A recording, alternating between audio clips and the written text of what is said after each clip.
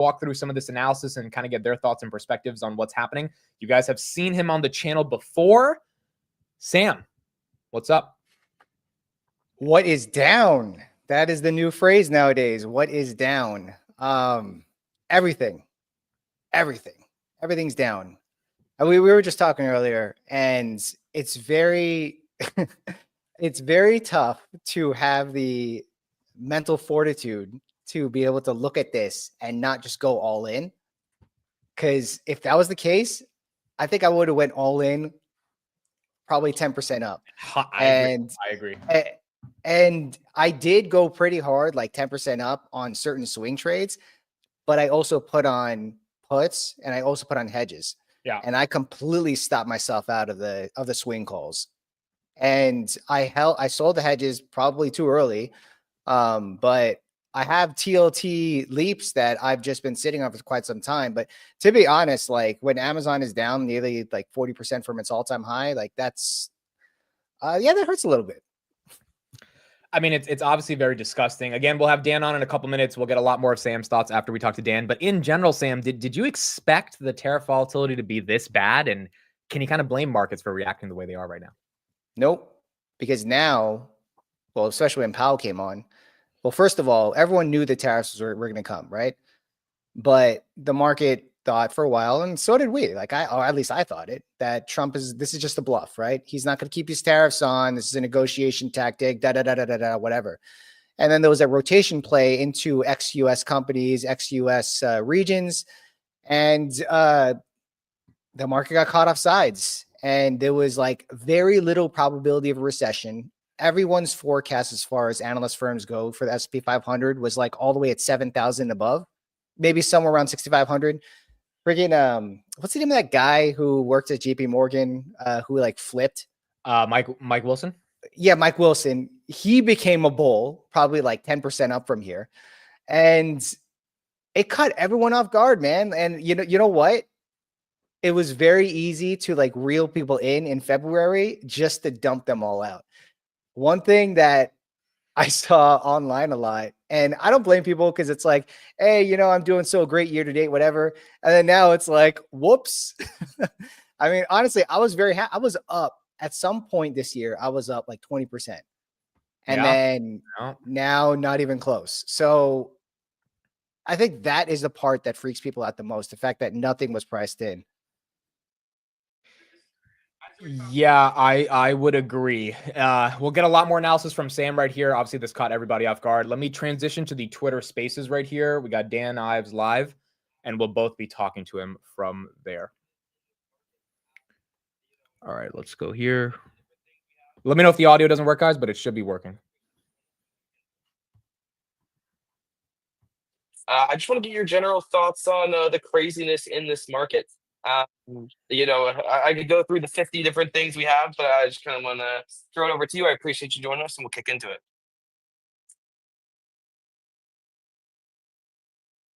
I do not hear him. Is that on me? I can't hear him either, but I can't hear him either. Dan, can you hear us? Yeah. Sometimes we have those errors. Maybe you just have to leave and rejoin the space. All right. What would be a Spaces session without a little bit of technical difficulties? Here I am trying to cut off stock talk, and we're just going to lead into some technical difficulties. No, you're good. I was wrapping it up anyway. Yeah, that maybe. Oh, yeah, he just jumped. Okay, cool. Yeah, no, he'll be back up in a second. I see we also got Amit up here. We'll throw it over him after in a second. I want to talk about, I think, what Jerome Powell was talking about, I think is a good topic to dig into as well. But Dan, we got you now. Yeah, do you hear me? We got you. Okay. How you doing today, sir? Good. And glad everyone's here. Look, I mean, 25 years doing this job, right? From .com bubble to burst, September 11th, financial crisis, COVID lows. I'd put it as probably the biggest debacle that I've seen. And I'll characterize why. When you go through other ones, .com bubble burst, financial crisis, COVID, those were not self-inflicted. They were either system-driven or health or market. This is a self-inflicted economic Armageddon. And the reality is like for someone like me that talk to tech executives around the world all the time, investors around world all the time, the stocks are reflecting something so dire because I don't think investors realize the ramifications of what they've done in terms of supply chain, tariffs, costs, margins, what that does to the uncertainty of data center spending, overall AI spend, software, semi, retail, healthcare. It's all set and it's all self-inflicted. And the reality is, once you send the snowball going downhill, you can't stop it. Now, for those be like short-term pain, it's worth it. Have you ever been to a fab in Taiwan? You think that's happening here? You could keep watching Footloose movies and think we're going back to 85 tech stuff. That's not happening. Unless you want $3,000 iPhones and $400 sneakers. So the reality is that this and the tariff levels, that chart is it's laughable, right? I mean, it's a trade deficit chart turned into a weird formula that's a tariff percentage. Those are not real tariffs. So that's the reality. And I just see global investors across the board going to Europe, going to China, because that's essentially what we're seeing play out here. Dan, and I'll throw it to Amit after this one. We're in kind of an in-between period right now where Wednesday was quote unquote Liberation Day. The tariffs are set to go into effect April 9th. I know China reacted today saying theirs are going to go into effect April 10th. And maybe would have thought there would be a little bit of negotiations going on, and maybe we just started to get a little bit of whispers from the Trump Yeah, but side. also But think about the I'm curious on the next week. first administration. Gary Cohn, Yet Cudwell, Mnuchin. Who do you have next? Like that's the other issue. Like there, in terms of confidence with advisors and who's running this, and that's a big part of the issue too, right? In terms of like the street worries and like the reality. You talk about Fed. You just set off the biggest inflationary policy maybe in the history of the White House, and the Fed's gonna cut. No, seriously. I'm just trying to like walk through like what do you think Powell's gonna like? You just set off the biggest inflationary policy ever in 100 years, back to 1890. So he's gonna be like, yeah, we're gonna cut. So I'm being realistic, and that's why I want to hop on. That's why this is so dire. Hey Dan, good to talk to you again here. Question on how you're navigating this with your clients. I mean, what types of questions are they Sure. asking you about how to navigate the tech trade, and are you telling them to kind of stay put right now? Look, we're basically going like worst case scenarios. Like stocks right now, they're already reflecting 5-10% numbers cuts off the bat. Tech companies, no one's giving guidance in 1Q. Just to be clear, I don't care if it's Palantir, Microsoft, no one's giving guidance. So let's just set that to start. Then it's basically like, how bad does it get? What do numbers look like? What do margins look like? Like I've talked to executives, like they don't know. You can't call a number 1-800 Hey, this is into. I'm just curious about. I'm trying to walk you through why this is so bad, and it's different than every other time. And that's why we've spoken out, and it's so negative because I've probably talked to, I don't know, 3, 4, 500 investors this week, 50 tech executives. Like, so it's a pretty good subset, right? In terms of who I'm talking to. And we're just basically navigating like worst case, best case, valuations, where could they go if it's a recession, how long do the tariffs stay on, what happens when China retaliates, what does this do to growth, what are the ripple effects in terms as this plays out. And remember, it will take Apple if they move 10% of the supply chain, it would take 3 years and 20 billion. So anyone that has this concept that you're going to all of a sudden have a fab built in New Jersey or Texas and you're building iPhones, I want to like I want to be, reading that fairy tale. So Dan, do you think that Trump takes these tariffs off next week then? Or like No, how do you see it playing out? again, it goes back to like, if these tariffs stay on, let's just go back to the whole like, well, it's short-term pain. Short-term pain, as someone that went through 08, 09 in this job, you'd be telling people like what it's going to be and like, no, but it's work. And then all of a sudden, 3 months later, you see what happens, and 6 months later, 9 months later. I don't think people understand the implications of what this policy actually means. So that's what it comes down to. The reason the street didn't move on the Vietnam, there's no credibility. First of all, it starts like when you show a chart that no economist in the world would ever characterize that as tariffs. So walk me through how you're going to have not a trade deficit with Cambodia. How's that going to Vietnam? They're going to buy more of our stuff than we're buying of theirs. It's laughable. And look, people can be like, they can say what they want. That's the reality. Market's not political. It's speaking. So Dan, I mean, good to have you again, by the way. But Yeah, it's great to be. one thing I'll say is from my perspective, a lot of people are saying negotiation is not possible here because it would be bad optics for Trump and an ego hit for him. And on top of that, that countries, especially our allies, feel slighted. But from my standpoint, I feel like one or the other has to give because a lot of these countries can't survive without the US consumer. And so it seems like they have no choice but to negotiate. But like I said, at the same time, I don't know what the political optics for the White House. So what are your thoughts on that? Do you think before this April 9th deadline that we could see a softening of the scenario or? Well, look, part of the problem is the numbers set out. Everyone, because like going back to like, Trump, people like reciprocal tariff, and I'm a believer in reciprocal tariffs. But let's just talk about the real numbers. When you throw up 60, 70, those are trade deficits. Again, it goes back to like, if a fifth grader was looking at that, they'd be like, what? Like, what is this? So where do you start with negotiations with real numbers?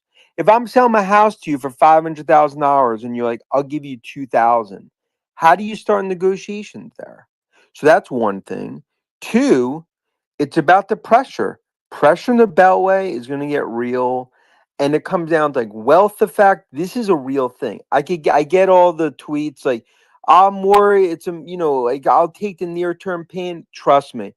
Let's see where it is in like 3-6 months. Just like the UAW workers, like, yeah, we want to like, this is great. Okay, when the factories close, let's see what happens. When cars go up $10,000 to $12,000, when that does the demand destruction. When 40% of parts come from international, and half of engines you can't even make them in the U.S. I'm just going back to like just the reality of what's happening versus some fairy tale Pinocchio, Beltway talk. Dan, one thing I noticed in the tariff announcements, and I don't know if you noticed this as well, was the relatively lower tariffs for the South American region. Most countries named. Yeah, Brazil, of course. Yeah, in the 10% category. And then we saw that story today, and I don't know if it's entirely true, but I'm sure you saw it as well, with Apple considering moving some iPhone production to Brazil to avoid higher tariffs. Brazil's labeled at 10% tariff, India at 26, China at 34, which may be in addition to the 20% they're getting from fentanyl. But do you think there's maybe I don't want to say unannounced effort, but maybe it's impossible to attempt at least to nearshore? It's impossible. It's not like it goes back to the supply chain. Like for anyone that spent time in Asia, and my whole career, Taiwan, China, the view that people have that you could actually move that to other, it's fictional. And they're like, well, I'm willing to take the pain. Okay, so pay $3,000 for a TV, pay $3,500 for an iPhone, pay $200, pay $200, and then it's $100. I mean, that's just the reality. It's like, again, goes back to like, if Back to the Future's on, you're watching Footloose and you're watching Knight Rider on TV, cool. You think we're going back there, textiles, bringing it back to the U.S.?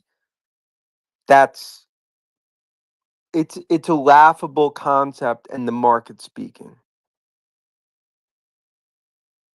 Sam, you Now, hand up? I would just add, AI, for the first time in 30 years, the U.S. has led China in tech. And, I've talked about that for years. The biggest asset we have is U.S. tech, in my view. What you're essentially doing is you're giving a body blow and an uppercut to tech from a supply chain, from spending, from data center, from CapEx with this. And that's why that's why tech's reacting the way it is. It's that much of a disaster in terms of this policy that I find the most absurd thing that I've ever seen. In my career, many people I know that have done this 50 years would say the same thing. What do you think is going to take then in that scenario, Dan? And I do agree with you, by the way, on the extent of the economic damage if this does go into effect. I'm still hoping. Just wait. I let people like, oh, I'm willing to wait.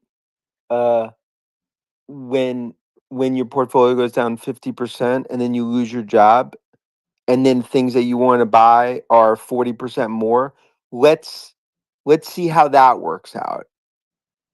Yeah, so keeping all that in mind, and like I said, I agree with you on the potential impacts if this all does go into effect.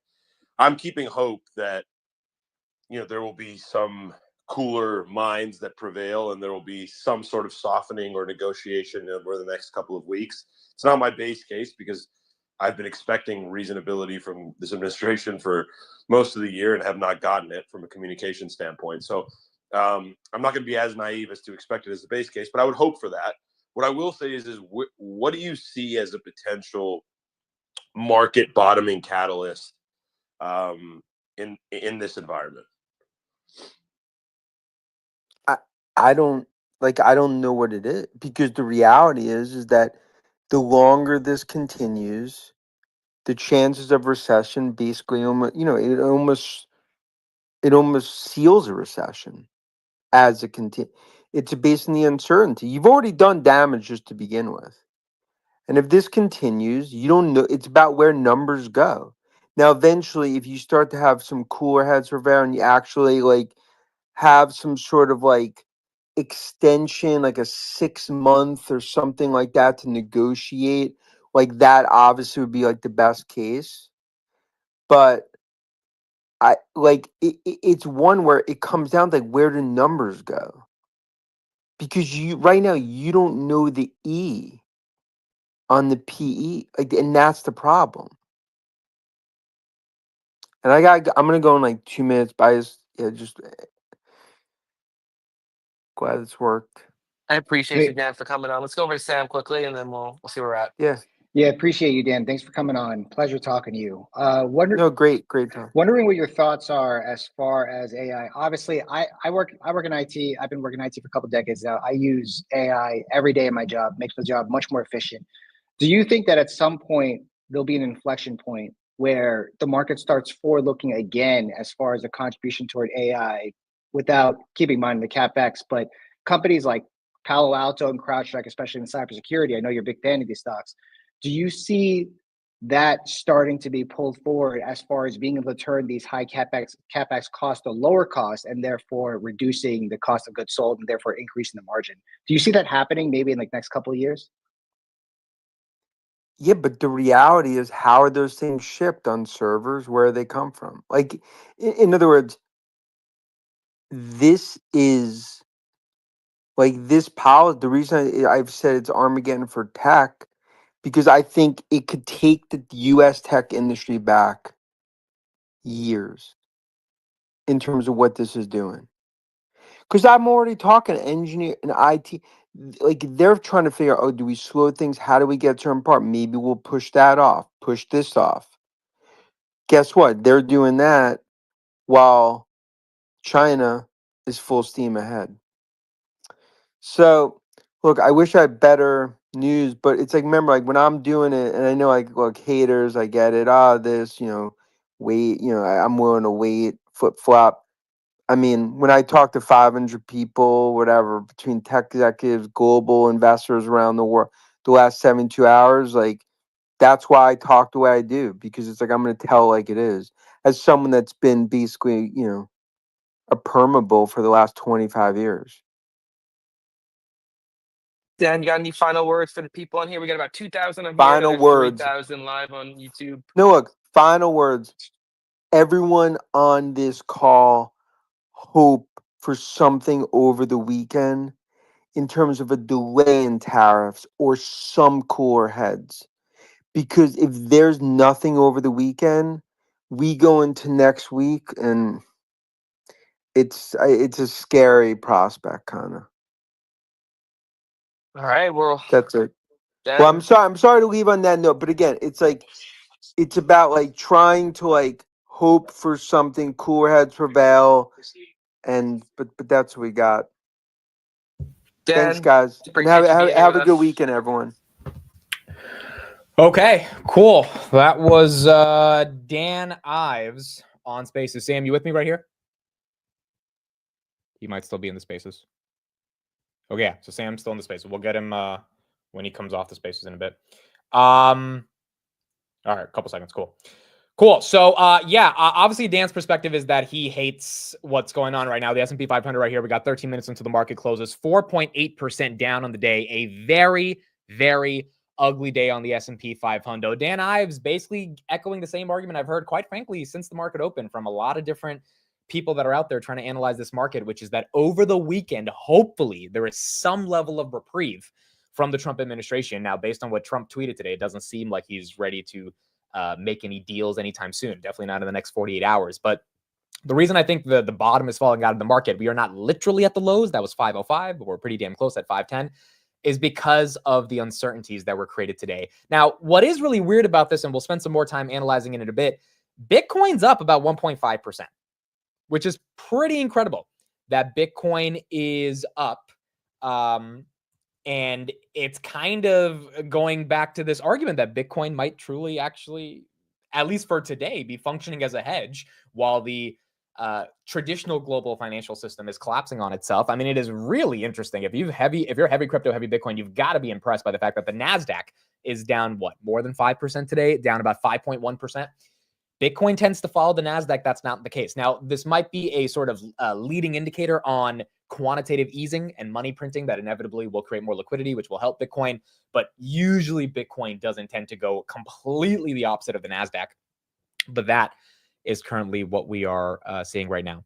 Robinhood down 9.5%. SoFi down 10%. Tesla down 9.3%. S&P 500 again down 5%. Verizon down 5%, even with that dividend yield. Costco down 4%. I mean, pretty much every sector is getting hit. Those sort of recession-free stocks you thought would be a little bit better than usual. No, they are getting hit as well. Nvidia, $95, bottomed at 92 today, down 6.3%. Rocket Lab, down 7%. Snapchat's kind of green.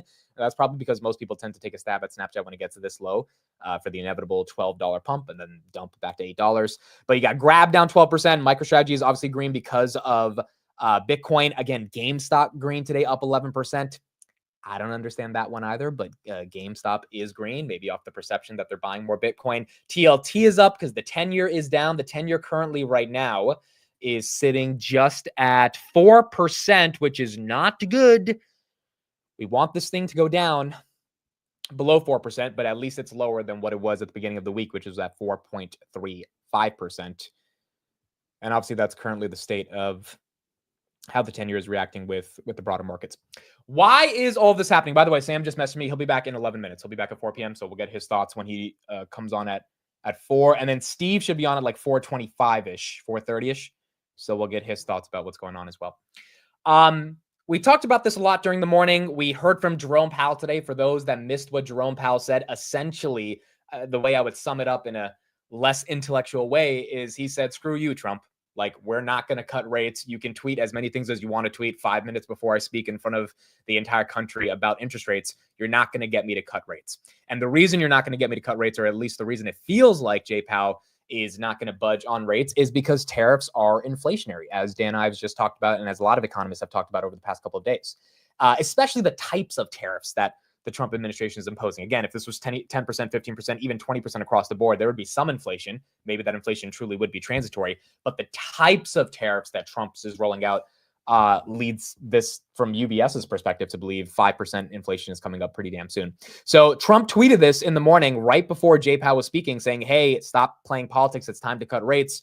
Jay Powell, when he started talking, said that the administration has led us into a new territory of uncertainty. And that level of uncertainty is almost impossible to navigate. And companies can't really give earnings. It is difficult to be able to understand how to give guidance as well if you're a company. And on top of that, we can't say that the effects of tariffs are a one-time inflationary mechanism which allows us to price in further rate cuts because we know inflation is inevitably going to come down, because now we don't know if it's actually going to come down. Like, no one knows. I think this is the biggest reason why this market is so upsetting for people. It's not even that stocks are down. Like, people can handle when stocks go down. People can handle when stocks go down 5, 10%. It's the reasoning behind them going down. I don't think there's anything fundamental for a SoFi, a Hood, a Verizon, an Nvidia, a Rocket Lab to be down the way they're down over the past month. I think what it is a reaction from the equity markets, which are all intertwined algorithmically with the macro environment, to how the tariffs have been implemented.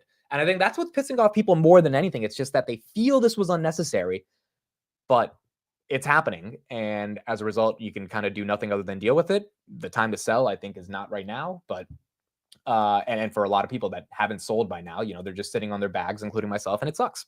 It sucks for everybody. And I think that's why most people are upset right now. Fear and greed got to a low of 4 today. Let's see where it is at right now. We got the market close in 8 minutes. We are still at 4. I don't think we went below 4 today, but this just goes to show as well how unbelievably bad it got. I mean, a lot of us thought, including myself, hey, this is a buy the dip when fear and greed was at 15.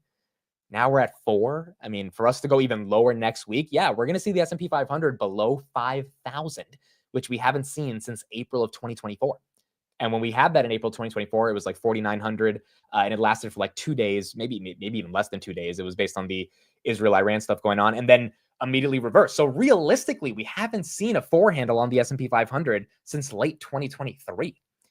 And if we see that next week, I mean, I don't know if there's a Trump put in place in any meaningful way, but obviously it would be very aggressive if we end up getting that. The biggest headline of the day, and I've read a lot of reports since the market opened. I know people hate to hear this, but almost everyone is talking about this theory. The theory being that Trump wants the market to crash in order to get bond yields to come down and then refinance the debt. Trump, I'm not going to play the video again, but he posted a video on his Truth Social today, which quite literally, I mean, look at the title of this video. Trump is purposely crashing the stock market. like when he reposts a video saying, for someone who, a fan who made this video saying that this is why the markets are down, it's him co-signing like, yeah, this is what I want. I want the markets to go down in order to get interest rates lower to unlock the mortgage markets and everything else. By the way, mortgage rates down to 6.55%, which are good, but a lot of people don't care given their equity portfolios are getting hit so badly. One funny thing in this video is that in the beginning of the video, which I'll play right here, it mentions Warren Buffett. So let's take a little bit of a look at that. The stock market by 20% this month, but he's doing it on purpose. And this is why Warren Buffett just said Trump is making the best economic moves he's seen in over 50 years. Now, okay, Warren Buffett did not say that. And to confirm that he did not say that, Berkshire Hathaway put out a press release, and they said, there are reports currently circulating on social media regarding comments allegedly made by Warren E. Buffett. All such reports are false. Like the fact that Berkshire had to come out and literally say, hey, yeah, this is all bullshit. Like this is not happening. And the fact that the president of the United States reposted some random TikTok that is misquoting the great Warren Buffett. I mean, it's a sad state of affairs right now. I mean, what else can you say? It is a very, very sad state of affairs. But this is the nature of the market that we're in.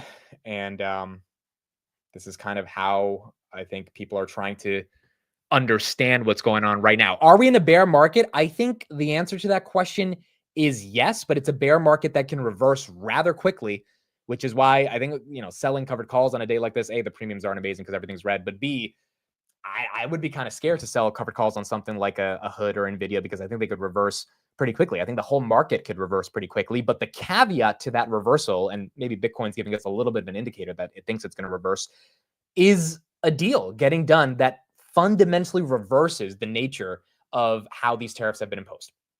And I guess, over the weekend we'll find out if that happens. But so far, that's not been the case. Besant did a new interview with Tucker Carlson today as well. We'll play some clips of that in a bit, but here's one of the clips. This came out literally an hour ago of Besant speaking about the tariff strategy.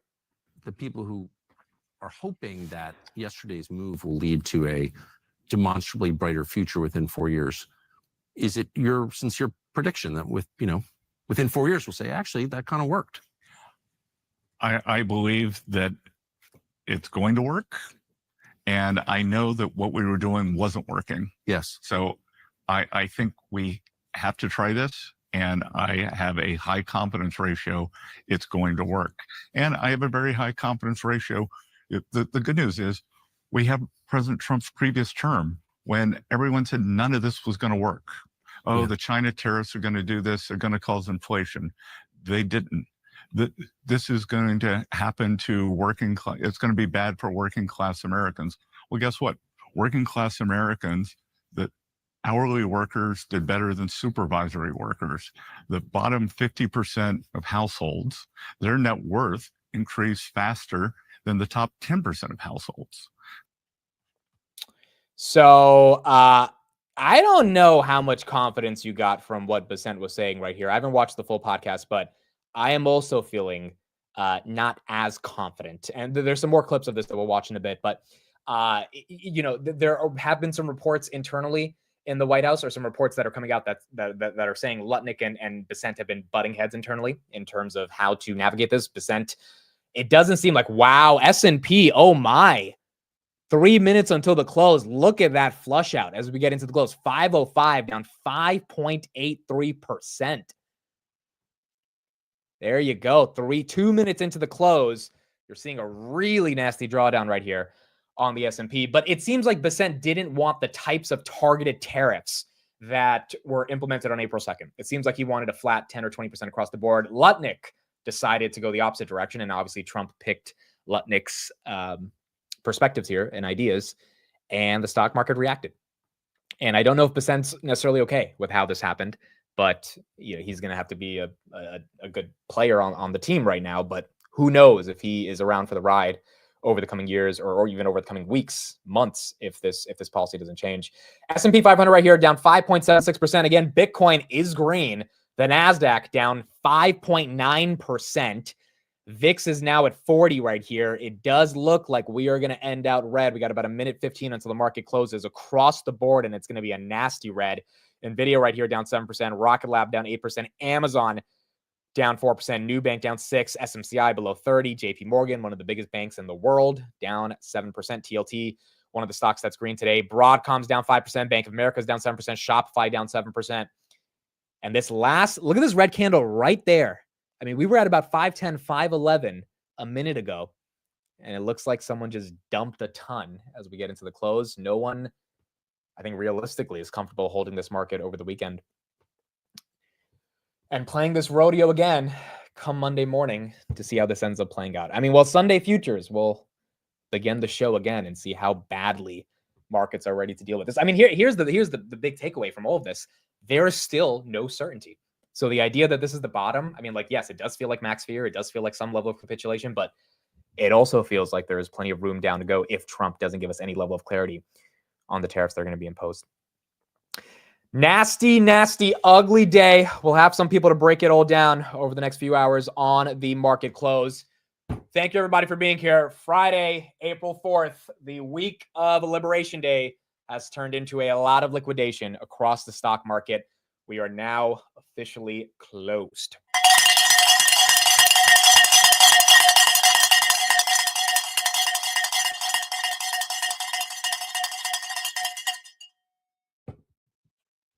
All right, markets are closed. The pain is done.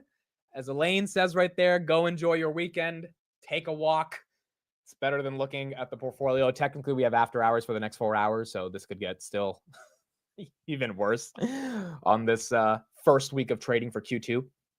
But a pretty ugly day. The S&P 500 ends out 5.81%, 505.54. This is the worst day, if I'm not wrong, in 4 years. We've had some 3% days. We've had a bunch of 4% days. 2022, we had a 4.7% day. This is we did not get a negative 5.8% in 2022, if I'm not wrong. So, I mean, this is realistically one of the worst days in the past couple of years. Nike right here was actually green on the day. Palantir was down about 11%. Robinhood was down 9.8%. SoFi was down 10%. Tesla was down 10.42%. Verizon was down 6%. Rocket Lab was down 8.5%. Nvidia was down 7.3%. Grab was down 12.4%. Newsmax was down 26.75% on the day. That one's still up 300% since IPO. Nubank right here down 7%. SMCI down 7.74%. Bank of America right here down 7%. Broadcom down 5%. Apple, ugly day on Apple, down about 20% for the week on Apple. That's another reason why Berkshire Hathaway is down about 7% on the day, even though that one is still green for the year by about 4%. But obviously got hit today. Pepsi was down on the day. Eli Lilly was down 6%, one of the biggest pharmaceutical companies in the world. Marathon, Bitcoin miner, actually a little green. Anything proxy Bitcoin outside of Robinhood, because it's more proxy the market versus Bitcoin, actually kind of held up today. Let's look at Coinbase. Was Coinbase green? No, Coinbase was down 6%. Okay, that's weird. You would think Coinbase might not get hit as badly, but Coinbase got hit as well. And then SMCI right here down 7.74%. Open Door, let's take a look at that one. We haven't looked at it in a minute. Wow, 98 cents. That was actually green on the day, probably because the 10-year was coming down, but still, I think it was $3 in the beginning of the year. So that one has taken a very, very nasty beating over the course of the past couple of months. Matt Money says, I tagged the bottom on my Nubank $12 leaps, which is a good segue for this question. What did you buy today? What did you buy today? If you bought anything today, put it in the chat. And let us know if you bought anything. We should be having Sam come on in a second. And then we'll have Steve come on a little bit later. By the way, Matt, if you're free, let me know in the chat. I'll send you the link. You can join when Steve's on in like 15, 20 minutes. If not, no worries. We will still have Palantir Weekly tonight. Matt, Arnie, and myself will be on. Amir has a fever, so he's not going to make it today. But we will have Palantir Weekly later tonight. Okay, I see a bunch of NVIDIAs. I see a bunch of Palantirs. I see a bunch of S&P 500. I see some Teslas. We got Kelly right here. NVIDIA, Google, JetQ, and Hood. Makes sense. A lot of those names on a discount. We got Rocket Lab, NVIDIA, SMCI, IONQ, NVIDIA at 95. We got Michael with Uber. I see a lot of NVIDIAs here, which goes to the stat that we heard this morning. Hedge funds sold off stocks at their highest level yesterday since 2010. This came from Goldman Sachs this morning. JP Morgan reported that yesterday retail bought $4.7 billion worth of stocks. So you had retail say, hey, we think it's coming to a bottom. You have hedge funds going the opposite direction, which makes sense. Retail and hedge funds tend to disagree with each other, right? Like usually there's a sort of discrepancy there. Who's going to be right is I think the more interesting question. And obviously we will find out in the coming weeks who ends up being right. Matt bought some SoFi, AMD, NVIDIA. Nick bought some HIMs. I see a bunch of NVIDIAs here. Micron, Rivian, SOXL, so going long the semis. I got a bunch of hoods right here. TSM, Palantir, Tesla, all the usual suspects is what it looks like most of you guys took a stab at, which I don't think you can blame yourself for buying on a day like this. I mean, like, is it the bottom? Who knows? Yesterday obviously was not the bottom, but I do not think anyone can feel like an idiot for buying at some of these levels or selling some. I mean, look, if you like NVIDIA and you wanted it at 85 instead of 94 and you sold an $85 put, I mean, like, that's not, I think, the worst thing in the world either here today. TSM right here, 146, down about 7%. All the semis took it on the chin pretty badly. Micron, another 12%. Wow. This stock 150 to freaking 64 over the past 3 months. Hood in the 20s is next. I could see that happening. I absolutely could see that happening if we enter into, as Dan Ives was saying, a new economic paradigm where tariffs are the de facto norm. And those tariffs not only are the norm, but the types of tariffs that Trump implemented are the norm. Like if it's 10, 20% tariffs across the board, it's whatever. We'll figure it out. If it really is 54% against China, then yeah, I think could see the 20s because I think the whole stock market will see a lot more pain. I think one thing that's important to understand is none of these stocks that are going down today, like a Palantir. I mean, I think I've been on the record with this with some debates I've had with Steve, which is that Palantir will go down when the market goes down. You know, he thinks independently Palantir could go back to 40. I'm more in the corner of, I think if Palantir gets to 40, the whole market has collapsed. Palantir has been holding up relatively well. Obviously today the bottom fell out going down 11%, but that's because I also think the whole market fell in accordance with it. Now, if they screw up earnings coming up in another month, then yeah, I mean, the bottom could continue to fall out for Palantir. But I don't think they're going to mess up earnings. I think earnings are going to be great. So then the question is going to become, how bad is the macro when they report earnings? And I have zero faith, quite frankly, even though my gut tells me that we're going to get through this in the next month or two in terms of it's not going to be as bad as it is right now till the end of the year. But if it's this bad in the next month, I mean, yeah, no company's earnings can realistically save them from this. And even if a company like Palantir, which I do believe will thrive if we have some global recession because their software is probably more in demand, it's not about the fact that their products are not in demand. It's about the multiples that the market is willing to pay for those earnings. And obviously, if we get into a recession, it's just going to be tough for the markets to justify that. Bitcoin right here, 83.9, still up 1.39% on the day. Everything after hours is down another 0.23%. The S&P 500 is down about 0.02, and then Tesla right here down about 0.5% as well after hours at 239. A lot of you guys are talking about that Vietnam stuff. So we talked about that in the morning. Trump did post that he has made some deals, or he's getting on the phone with Vietnam. I think this is just nonsense. Vietnam, before April 2nd, already said that they are willing to get rid of all their tariffs. So he's trying to claim a victory here. And for the people that didn't see the Vietnam headline a couple of days ago, they're probably impressed by this. They're like, oh, great. So Vietnam's finally capitulating. The tariffs are working. They were ready to do this before the tariffs even went into effect. So this is not a win to me. The market didn't react positively to this at all because, like, A, the market already knew about this. B, it's just like, how much trade do we really do with Vietnam, right? Like, it's about $13 billion. Like, that's just not making a dent. So, I think that everything that he said today in regards to the stock market's working, we have all this great job growth, and we're making deals with other countries. It was all priced in. The market had nothing to say to it that was positive, because at the end of the day, China, which for those that missed the market open, retaliated this morning with 34% import tariffs on the United States against the 54% that we're now imposing against them. And yeah, that's the main reason why the market is not impressed by Vietnam taking off some of their tariffs. And that's currently describing a lot of the pain that we're seeing right now. Oh, sorry, you're right. It was Cambodia. The 13 billion was Cambodia. I actually don't know how much trade we do with Vietnam, but I mean, it's not enough, I think, to meaningfully move the needle. But yeah, 13 billion was with Cambodia. Which was another headline this morning, that Cambodia is willing to take their tariffs from 35% to 5%, which again, that's great. Awesome. But like, does that really matter in the context of how bad these tariffs are? So I think that's the simple story. Like, if anyone asks you, why is the market tanking? You say Trump. Like, it's not J-Powell. It's not the Fed. It's not interest rates. It's not inflation. It's not the American consumer. It is Trump and these tariffs. And you either have a school of thought that believes that that's okay, and it's not that big of a deal, and eventually this is short-term pain for long-term gain, or you have a school of thought that says, all right, so when is that going to reverse? And is that going to reverse? Because if it doesn't, we are in for a lot more pain. Now, Chamath tweeted this in the morning, or tweeted this just now. I think this is another reason people are not really the biggest fan of this guy. It's just, in my opinion, it was a very pretentious tweet at this moment. But he said, oh, the stock market is crashing. Trump has ruined everything. This is the end. And then he says, or you could just shut the F up. The stock market has simply wrung out Biden's last grasp of free money before he lost the election. We are back to where we were a year ago. Chamath's not wrong that we're back to where we are a year ago. And Chamath's also not wrong that 2024 probably had some levels of stock market enthusiasm and momentum because of government spending. But to say that the entire bull run over the past 2 years was just based on government spending is a bit absurd, because companies produced real earnings, right? And now, obviously, government printing led to more liquidity being in the markets, but those real earnings are not something that I think are deniable. And the question becomes, if Trump had not put on the types of tariffs he had put on, which we saw on Tuesday, as soon as it was just 10%, the market was ready to go higher, because they were like, all right, we'll let you have your little tariff game. And we think earnings are now predictable. So we can put a multiple on it and we can start the process of recovering.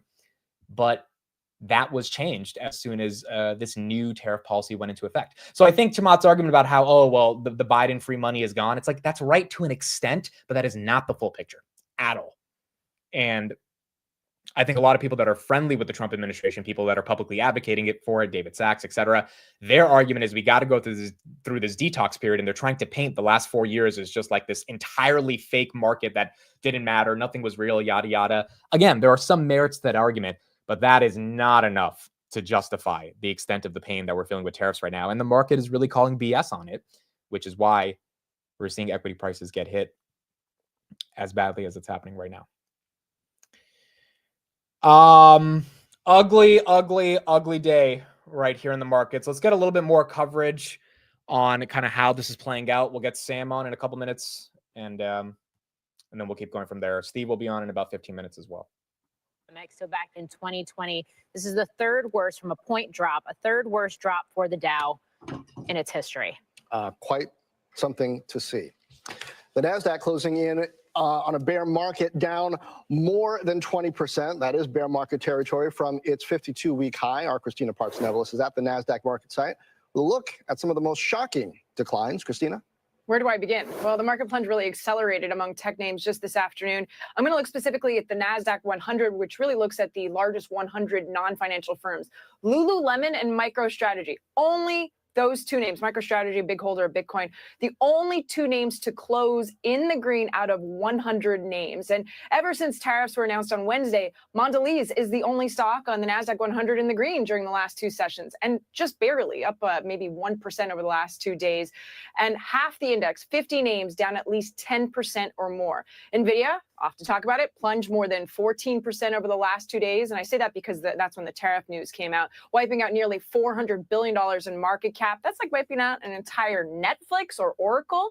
Amazon seeing its longest weekly losing streak since 2008. Remember those times? Apple down 13% week to date on supply chain disruptions, demand uncertainty. You can see double digits on your screen for both those names. And since I covered chips, really hit hard post-tariff news. The SMH ETF dropped about 15% in almost 2 days, far outpacing the broader market decline of 10% during the same period.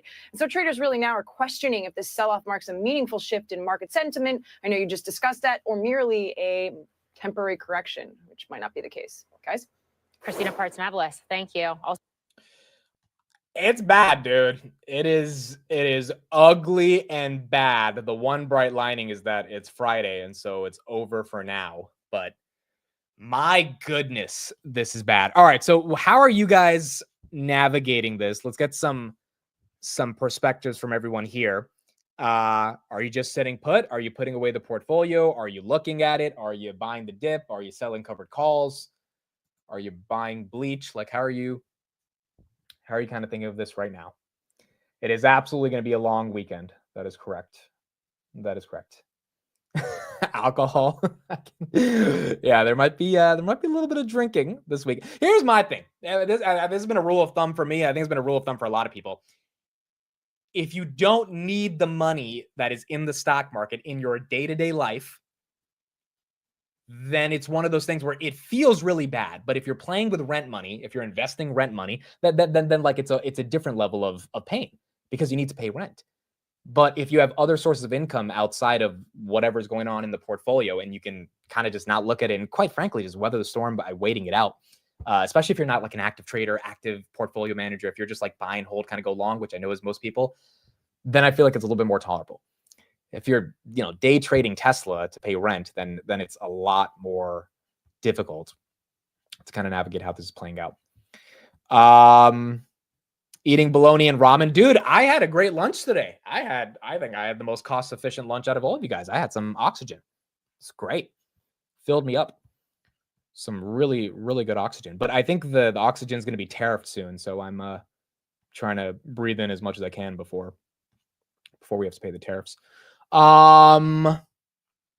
Did you check on TJ? Yeah, so I was texting with him in the morning. I don't know if you guys caught his stream, but he said he sold 150,000 shares of SoFi all of his SoFi and he replaced them with 3,000 leaps. So he basically a more capital efficient strategy right here.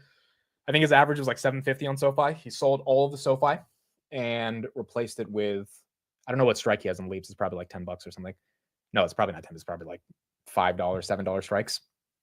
Most likely in the money. But that's the move that he made. I'm going to try to get him on the channel again. The schedules, like today was such a long market open. We had Jay Powell, so we didn't have time for TJ. Like we most likely next week he will be on the channel. It's just even his schedule is getting so busy because he's been traveling as well. So we will get him on to explain kind of how he's navigating this. But everyone kind of has their own version of dealing with it. And obviously it's a really personal decision that everyone has to make in terms of figuring out what is the best strategy right here. Did Matt say he's free in the chat? I don't think he said he's free. Matt, if you're in the chat, let me know. I'll send you the link so you can hop on. I think Steve will be on in like 10 minutes, so we can get both of you on right here. Ben bought some NVIDIA leaps. Ansh bought some Broadcom. Here's the other thing, and I heard this morning as well, which I think is fair. Like, dude, if you're going to be in the market for the next 4 to 5 decades, I mean, like, you're probably buying, right? Like, if you're in the market for the next 4 to 5 decades and you're not literally managing it on a day-to-day basis, like, buying stocks is what is going to matter. Accumulating more equity at a better price than what you could have bought it at months ago, 40 years from now, 50 years from now, even 5 years, even 2 years from now is going to probably matter. So I also don't think it is the worst thing in the world, especially if you're a bit younger, for engaging in the dip as well. Yeah, Matt's free. Why don't I see his comment? Okay, Matt, I'm sending you the link. All right, cool. I'm sending Matt the link right now. We will have Matt, Money, Steve, and Sam joining in a bit. We got Dougie right there. Bought Hood, NVIDIA, VOO, and Palantir. Yeah, it seems like those are the usual suspects that people have been buying today. I think, what caused all of this, quite frankly, is this water. I think the day I bought this, we topped out. And I feel like if I didn't buy this is how we topped out, dude. I had a little bit too much excess income. I wanted to get fancy, buy a $15 bottle of water. And it resulted in me being humbled because I can't afford a $15 bottle of water. But yeah, I'm sorry, guys. I'm really, really sorry that that's how it played out. All right, let's get some perspectives from some other people that have been trying to figure out how to navigate these markets and that, in my opinion, are kind of liking these dips because it's giving them opportunities to add. Mr. Matt Money, what's up? How are you doing, brother? Thanks for having me on. I'm happy you are on a Friday afternoon. I think a lot of people would really appreciate your analysis and guidance right here. I guess I'll just throw it to you, and you can answer this however you want. What is your reaction to the past 48 hours? I would say I'm quite surprised. That doesn't mean I think it's a bad thing, but very surprised. I wasn't expecting this much of an impact in the market, but I think Kris said it very well yesterday morning when you had him on, and you might have reiterated it today. I mean, everyone was expecting some amount of tariffs, right? But I think the extent and the to be very frank, the size of the tariff, in my opinion, I think is much greater than what I was expecting. And I think I share the same sentiment as Mr. Patel as well. I was expecting kind of 10, 20% blanket across the board, maybe even up to 25% in some circumstances. So to see things north of that was quite surprising. But I don't know. I'm an optimist, I'm generally a glass half full kind of guy. And so I'm looking at where our market's going to be at the end of the year, where they're going to be in 2026 and 27. And same thing with the stocks that I have in my portfolio. And hey, we just went back in time 6 months, pick up, and sometimes cases a year after today. So yeah, pick up when you have the chance. It's like having the ability to have foresight, knowing that, in my opinion, you can get above 6,000 on the S&P, and you're getting prices you haven't seen. You have an 18% discount from the highs. Take advantage of it.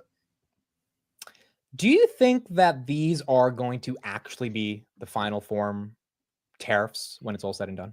I don't think so. No, I mean, I agreed with you on your close yesterday. I was fortunate to listen to that as well. When you were listening to, well, who was it? Was it Besant that came on and was talking about how he doesn't think that they're going to make any deals? I think that's a load of shit. We saw what happened in 2018. We know that Trump verbally has stated when he talked in Air Force One yesterday that he's open to making deals if the right opportunity shows and arises. We know he's just a deal guy. He talks about it. That's what he campaigned on. And so to me, I think it's quite silly for anybody as an administration to even say that, because like you stated all day yesterday and today, it only adds uncertainty into the markets. If they straight up say, like, look, this is our stance. If we find a great opportunity, then come to us and we'll make it work. And if it's not a good deal, we won't make it work. Then to me, I think that's more inviting. That shows that we're flexible. And to me, that'll show this is the worst that it could get. Instead of coming at it and being like a pit bull and trying to make it seem like it could get worse from here, that's only going to drive more turmoil. So to me, like that's the way I would approach it personally, is it's like, look, we're trying to get back to an even footing, and we're open to making a deals if the right deals arise. And then you have mixed messaging coming from the rest of the administration. It just confuses things. No, I agree. And obviously the volatility index up 47% in a day. I mean, it's aggressive. The S&P 500, by the way, for everyone who missed it, has closed below the August 5th levels of the yen carry trade. So you talk about a flush out from August 5th to March 2025, April 2025, all those gains pretty much wiped out. By the way, guys, Matt's YouTube right there is in the description, so please make sure to follow him up there. He goes live pretty much every weekend. And it's Sam's note in the private chat. I'm sure I'll have plenty of analysis next week to try to navigate this as well. Yeah, Sam should be on in a couple minutes. He's still on those Twitter Spaces. Let's bring on another guest on the show. Oh, I'm happy these two I can get on together. It's always a privilege to have them on together. Joining us all the way. Oh, there are the sirens. There's from the the sirens. noisy New York. What's up, Steve? You didn't tell me that Matt was going to be on. I wanted to surprise you. A little bit surprised. That's a nice surprise. Did you get a good chicken parm for lunch there, Steven? I didn't have time to go get a chicken parm today. I had to give a presentation as I was busy. Man, they're making you work up there in New York? No wonder why people are leaving. I had to settle for just a very quick sandwich. I didn't have time to wait for a chicken parm to be made. But don't skip over the presentation. Tell them how you gave it. Oh, I was asked if I had a slide deck, and I said, no, I'm going to wing it. And he won. he went in there. He BS'd for 40 minutes, and no, it wasn't BS. I know everything stone cold. I mean, a presentation for some things is great. For what I was discussing, it just wasn't needed, and I would rather. It was more. I was discussing a certain topic that was interactive, so I wanted to have the ability to do a full. So a slide deck wouldn't have worked. The most gangster shit that I ever did? I had to give this presentation about our future forecast and production for the next 2 years.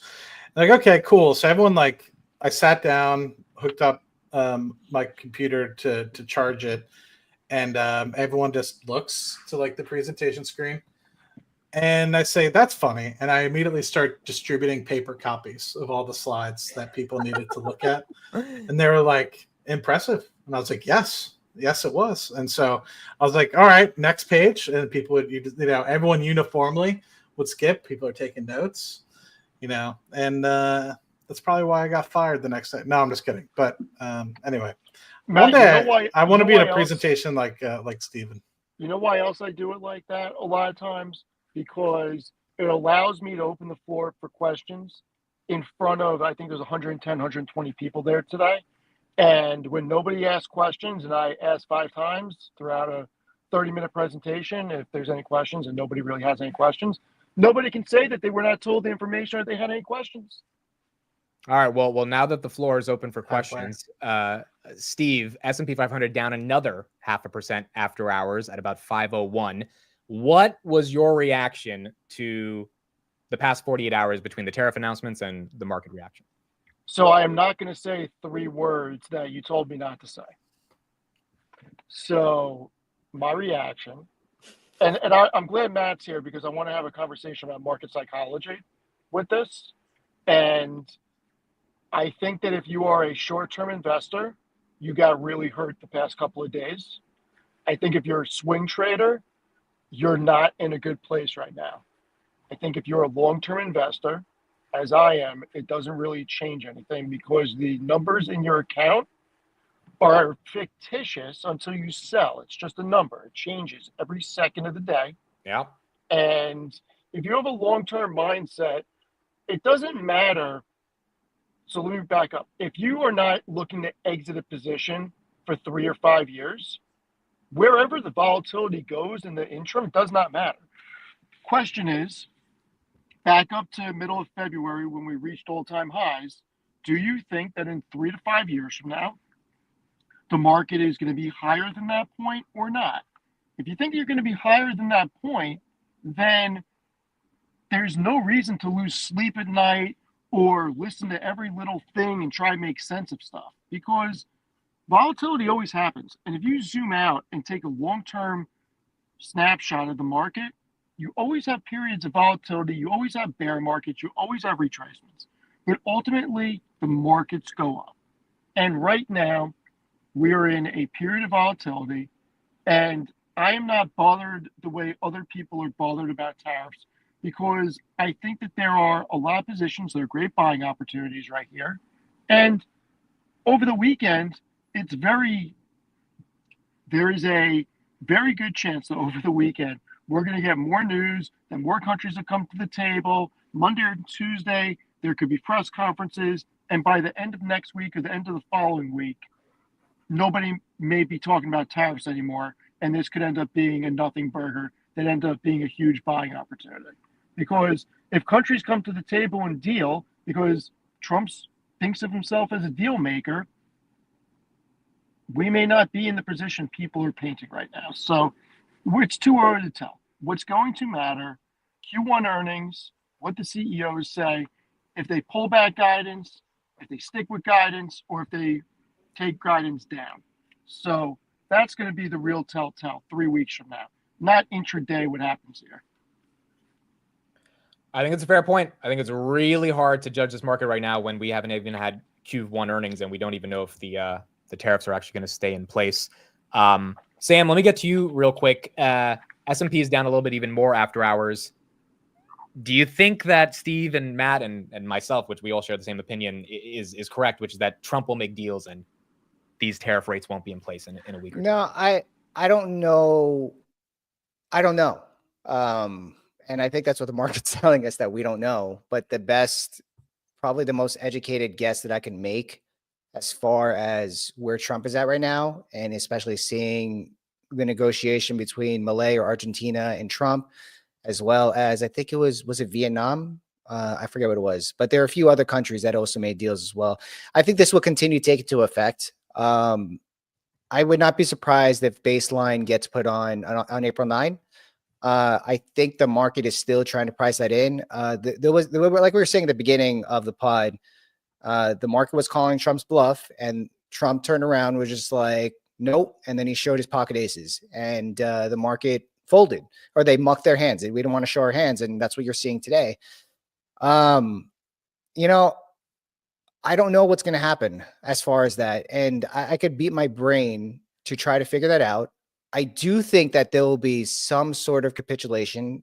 And in fact, I think today might have been it, but I'm not going to go all in thinking that that is going to be the case. Because when you have Wall Street analysts, Goldman Sachs, when you have Ed Yardeni, one of the biggest bulls on Wall Street, downgrading their targets twice on the S&P 500, the average price target was around high 6,000s. Now the average price target is around low 6,000s.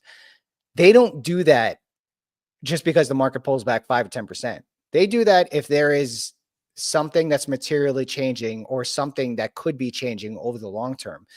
When I start to see that, my defense system lights up, and I can't try to figure out. Actually, SP 500, I don't think it lost all of its 24 gains, but like just to think the extremity that we're almost at a bear market, Qs are in a bear market and so on. It, especially being under that 200-day moving average on all the indices and seeing all these small cap stocks getting smoked. It just makes you think, is the Fed going to come to save us? Because it usually is, but like they haven't. So the question is, even if Trump decides to negotiate, who's to say that something won't happen after that, that'll add more uncertainty to the market? And if the Fed might not cut for the rest of the year, we still have a tight liquidity system. So there's a lot more to even think about other than is Trump going to put these tariffs on April 9 or not? I do think there's going to be some negotiation and there's going to be some positive news coming out, but I don't know if this is going to be it. And again, just hearing how bearish Dan Ives was, I was like, wow, like this guy, he really just laid it all out there for us. And when you see Tom Lee capitulate, I think that's when we bottomed. Steve, we had Dan Ives on about 30 minutes ago. He was pretty bearish on this. Do you kind of agree with him that this could be tech Armageddon? Not really. Why? I'm in a different place than I guess everybody else at the moment. And I'm looking forward to next week because all the index funds that I'm in are all paying their dividends and I get to reinvest them at lower levels. Like I said, I'm a long-term investor. I'm not worried too much about what happens in a month or 3 months from now. And I think the market's going to be higher in a year from now. And I think there's real buying opportunities for people who have cash on the sideline. And there's a lot of short-term pain right now, but I'm just not seeing anything to make me think that this is going to be a doom and gloom scenario that gets extended, especially with oil prices coming down. And look, Amit, I'm driving. You can read what I sent to you and Matt last night because I can't regurgitate that better than the way I put it in the text message. But I think that there's a lot of things that are going to happen. And I think that this is just one component of an overall plan. And we're going to be in a much different situation in the fall and in the winter than we are today. I just want to add. Sorry, go ahead, Sam. I just want to add there, just a response. Sorry to interrupt, but I mean, I'm going to be optimistic and think the market's going to be up in like a year. Like I have to do that because I also, most of my portfolio is long-term. I do have part of it attributed short term and I've been fairly dormant with that, maybe making some small trades and stuff. But as far as a long-term goes, like I'm happy to buy Amazon at these prices. Definitely happy. But at the same time, you said if there's cash at the sidelines, if people have cash at the sidelines, it's time to put some money to work. And I agree with that. But I don't know if today is the day to just go all in and be like, well, that's it, right? Because there are some people who are not dollar cost averaging. There's some people with a fixed portfolio amount. What I would say is that if you're dollar cost averaging every single week, then just by all means, just keep buying, doing what you're doing. But if you have a finite portfolio, it's very difficult to time those things. And I think especially if you're someone who's playing with money they can't afford to lose. I feel like with someone who has a finite amount of money, who's betting with their savings account, it's a very dangerous market to be in because you could have that cut in half from even today. It can, and then it could recover all that the following month. It can very easily happen. But at the same time, I mean, if I'm correct, like you have a very balanced portfolio that's not as much side and on the tech side. So the beta in your portfolio is much lighter than probably what a lot of people here actually are. So it's definitely something to think about. Yeah, I mean, I'll just clarify what I mean by that. And look, I can't call tops and I can't call bottoms. Is today the bottom? Who knows? We could go down another 1,000 points next week. I couldn't tell you. I don't have a crystal ball. But a lot of people are sitting on a lot of gains, and Meta at 500 isn't really a scary number when people were buying between 100 or 200, or even people that were buying under 100. Amazon at 170 isn't a scary number for people who were buying years ago. So for people who just got in a market, this is a scary time. But for long-term investors, they're sitting on a lot of gains. And when you see the market go down 20, 25%, historically, that has been a pretty good time to add liquidity into your portfolio. Yeah, I think I agree wholly with Steve. For the people that have their money right and operate their portfolios like a business, and Sam, you're in this boat as well, and I think Amit is as well. You're consistently adding, right? So for you guys, it's It's a machine at this point where you've said, you know what, I'm in a situation financially where I can continue to add, and in 10 years' time, this is going to be a blip on the radar, and it's going to be a great time to add.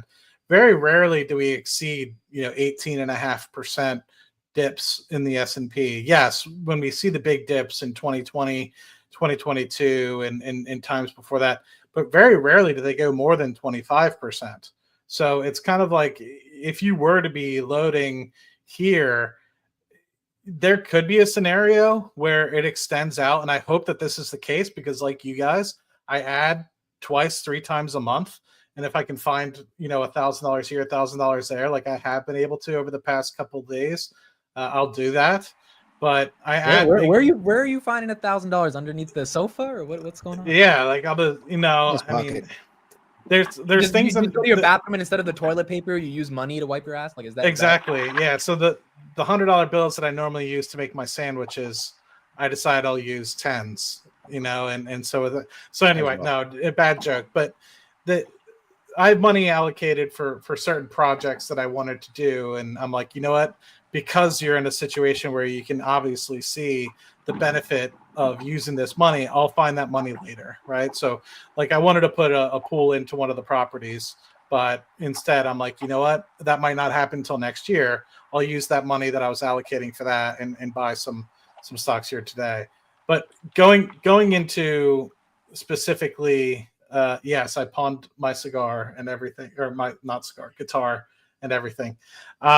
People asking in the chat, but the folks that are maybe early on and like Steve alluded to, don't necessarily have that machine started as of yet where they're adding consistently. This is going to be very scary times. But what I will say and what I hope is that this is somewhat extended, because I would love to get a couple months in of say 18 to 20% discounts.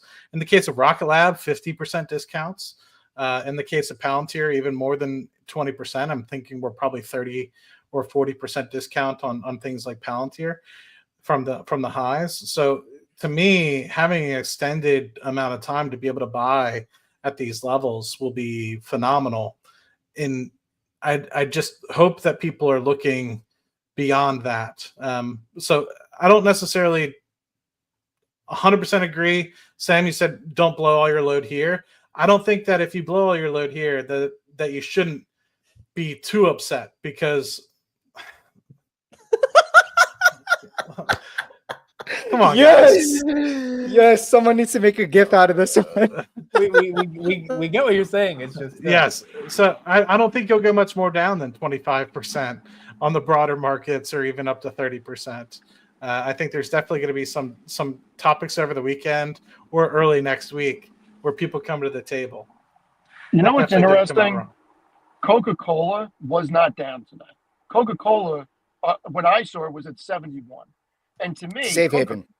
Coca-Cola, but they have tremendous tariff risk. Tremendous. Well, Steve, I mean, I would love to know your opinion on this. I don't know what you're going to say about this, but Bitcoin was up 2%.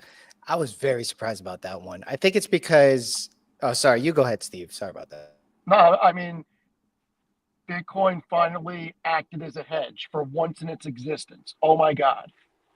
People are buying because it's lower than it was. And I mean, it is what it is. No, but if we are entering a new paradigm where Bitcoin is the hedge, because this is what's supposed to happen during these times. I mean, dude, could you imagine? Bitcoin isn't happening because people are just buying it as a flight to safety. That's what they're looking at as. I mean, I don't believe it. It's not for me. I don't follow it. Yeah. Why don't you believe that, Sam? It can drop to 60K over the weekend. Like I would not. I understand the allocation to Bitcoin as far as flows goes on a day-to-day basis. Hey, this is holding. It means the market. I would pay much more attention to treasury yields and bonds than Bitcoin as a barometer in terms of like the bottom in the market or not, or which direction we're going to go in. Because even though Bitcoin, what is it, like $1 trillion market cap or something? Bonds are way more, aren't they? Like way more. double digits or even like triple digit trillions. Nah, not even that trillions. Look at just money markets. You have 7.2 trillion sitting in just money markets. Yeah, like it's if you the degree of the 10-year moving, I don't know how many basis points it moved in like the last week or two. That takes a lot of money. Now that is the market actually saying something. Bitcoin staying at 83K isn't really like, oh, we're good, guys, because it can literally fall to 70K in like the next few hours. Okay, so here's a question. I want to go around the panel here. I just want you to give me a one-word answer, and then I want to get into the specifics for each of you. So the question is, if Trump is crashing the stock market to get bond yields down to better refinance the debt to deal with America's crippling rates on debt, is that a smart or stupid idea? Steve, smart or stupid? Those aren't the two words that I would use. But if you had to pick one. It's a short-term thing, so it's smart to me. Okay, Matt, is that smart or stupid? People say I'm being MAGA Matt with this answer, so I'll be smart. Okay, Sam, smart or stupid? I mean, I know the Fed isn't going to do anything until they see the data to prove it. I think it would kind of be a bad idea to cut rates this soon in an aggressive manner. I'm sorry I have to explain this, but a quarter rate cut is fine, but like anything more than that would not be the smartest scenario unless things are just crumbling down. So you think it's stupid for him to crash the markets then for that reasoning? Wait, maybe I misheard your question. Is it if he's trying to crash the markets and create volatility to get bond yields to go down, is that smart or is that stupid? Oh, no, that's stupid because then as soon as he flips, it's all going to go back the other way. Okay, so I'll get back to you on that. Steve, why do you think short term that is a smart thing to do? Do you mind reading my text? Because I explained it in there. And it was so eloquent, Steve. Yes. If you could, that'd be great. I understand if you don't want to. It's going to take. No, I don't want to. This is 7 paragraphs. I'm not going to read your essay right on. Can I read it? So no, read if you don't want to read it. No, just summarize. Like we don't have time to read your essay. Read the one section about your question about bond rates. See, this is how I know you can't BS presentations. You should be able to say this again. I'm driving, and it was very well worded. If you want me to, I will explain it. But that was a shorter version of what I'm about to say.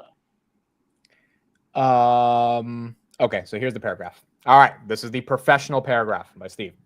So why is the Trump administration doubling down on tariffs right now? Trump tied his legacy to market performance. He's not out to tank the economy. I suspect trade imbalances are a convenient cover. The real driver might be the national debt, with annual interest payments topping $1 trillion and the Fed refusing to cut rates. Refinancing that debt is a pressing issue. The 10-year yield has already dropped from 4.5 to 4.0 this year without Fed action. By stringing chaos in the bond market, the administration could be aiming to push yields lower, slashing interest costs on refinanced debt. Tariffs might be less about protectionism and more about fiscal maneuvering. I think that makes a lot of sense, Steve, but it goes to Sam's argument here, which is that as soon as you reverse, the 10-year just flips and goes up. So I understand Steve's point, and that one I kind of agree with, because if they bring the yields down significantly, the Treasury General Account, or the TGA, which is the Treasury's general check-ins account, right? That's being emptied right now. They're using that money, and when that debt ceiling talk comes into hand, I think that's like in May or something, Bissett is going to have to start issuing treasuries in some insane amount, right? If he issues, I don't know, I can't really think of the numbers off the top of my head because I'm trying to look up the chart in the Fed.com or stlouisfed.org. If they do that at the right time, he will literally save so much money as far as debt repayments go for the U.S. on an annual basis. And that will be their job. Because at the end of the day, Bissett wants to lower those debt payments, right? I don't think Bissett wants to crash the markets. I think he's, as a seasoned hedge fund manager working for George Soros next to Stanley Druckenmiller in the 90s, I think he knows what the actions, the responses to their actions in the administration. So I think Bissett is very calculated on this. I can't really say the same for Trump. I think he's kind of winging it. But at the same time, they want those yields to come down. So is it a smart idea to do that? Probably not the best idea to do, best way to do it. But these mofos are just ripping that Band-Aid, dude. Matt, so you agree with this. Here's the question for you. Do you think this works out and Trump looks like a genius? but we have to avoid a recession for it to really work out. The last part makes it tough. Can I ask a clarification question? Can it be a Biden recession? It could be. I mean, a recession's a recession. Right? So if it's a Biden recession, I think that in that respect, it's plausible. But I think regardless, the media is going to always spin it negatively just based off the fact that it's left leaning. So even if Trump comes out, it'll be at the win of something else. It'll be the win of the global economy being strong. It'll be the win of some other sort of resiliency of the American people or something of the like. I don't think that they'll let Trump get the credit for it eventually turning the opposite direction. But that just could be me. Do I think that if things stay this way, we could enter a larger sort of recession? I'm going to say yes because Steve Sum. I'm going to say yes because normally I'm too optimistic on these sorts of things. And I've been caught in the past being overly optimistic when I see numbers showing up and I'm like, it's not a big deal. If things stay the way they are, I could definitely see things really starting to heat up. And I think that it'll be very telling over the next 1 to 2 weeks if countries like China and many others that we do massive amounts of business with, like the EU, come to the table and we actually start to see some wiggle room downwards on our initial position that we outlaid yesterday. Maybe was it yesterday or 2 days ago? Then I think that we'll probably be able to escape a larger recession. We might have something like a Biden recession. If things stay where they're at for the next month or two, I definitely think that it's going to be very tough. You do have unemployment slightly on the rise. You do have larger debts and consumer debts continuing to rise. People aren't necessarily in the best space with respect to being able to refinance as of yet. That all takes time.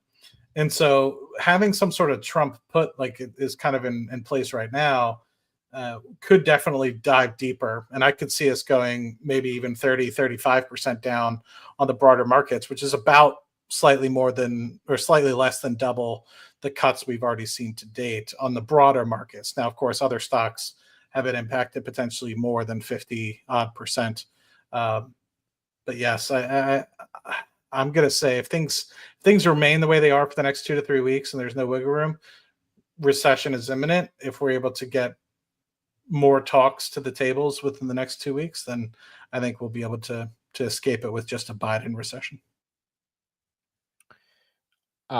Steve, are you there? I think he's getting set up. There he is. Yeah, I had to take a call. Okay, so Matt's argument was basically, I mean, if it works in the short term, even if you have some negative GDP growth, it's worth it. Are you of the same opinion as well? I see how it plays out. I mean, I'm pro-America, so I want American businesses to thrive. And look, there is an imbalance in trade, and we got to see how it plays out. I think a lot of people are overthinking this and overlooking it. And I think most people are investing through 401ks or 403b plans. They're buying every 2 weeks into either target date funds, index funds, or total market funds. And for those people, they're going to be fine because they're buying the greatest companies in the market. They're buying every 2 weeks. They're buying on the way up. They're buying on the way down. And dividends are getting reinvested. And they have a long-term time horizon. If you have a month or a 3-month outlook, I wouldn't want to be in that position. But when you look at where these companies are, even if they go another 10% down before they start to rally again, I don't think that matters that much. I'm in a much different position. I mean, look at Palantir. Palantir is still at 70. I mean, it was at 20 a year and a half ago. So are you buying Palantir now? No, but are people really that mad that it's not at 125? I mean, it's hard to be mad when you have 400% gains. So it's just, I don't think that there is a lot to really worry about because at the end of the day, I do not believe the tariffs are going to be what they are right now. I think they're going to change. I think this is going to be a dial. It's going to be fine-tuned. And I think the ultimate goal, because the Fed was very clear that they will not cut rates until they either see inflation move toward the 2% mark or until unemployment goes up, that this administration is doing what they need to do to get bond yields to lower, because you have, I think the number is 9.5 trillion in debt coming due in the next couple of months. Yep. So they can try to refi at a lower level and shave money off of the interest. I mean, the interest is over $1 trillion a year that we are paying. And if the Fed is not going to do the right thing, because they haven't been doing the right thing, they're more about full employment and lowering the rate so we can refi the debt and pay 600 or 700 billion instead of $1 trillion a year. Wait, but Steve, less. let me push back right there. You said the Fed hasn't been doing the right thing. If tariffs are inflationary and we cut rates, why does that not create stagflation? So tariffs may not be inflationary. I think that this administration is not being very transparent on everything. And I'm just reading into a lot of things, and I could be 100% wrong on this. But they floated the idea of the $150,000 tax break, which I think will turn to a standard deduction if they actually get this passed. The way that they're going to sell it is they're going to try to say that Doge has created so much savings that they're able to do this. And while tariffs would give a immediate price increase on goods and services, a tax cut of that magnitude at a 150 standard deduction would more than offset it. And then through deregulation and less government spending, we would very easily have positive GDP growth. So I think there's a lot of things that are not being discussed, and I just think it's going to be take time to see what pans out and what doesn't. But I don't think tariffs is the real story here. Okay, question to all three of you. Is there anything you're seeing outside of the tariff volatility that's troubling you?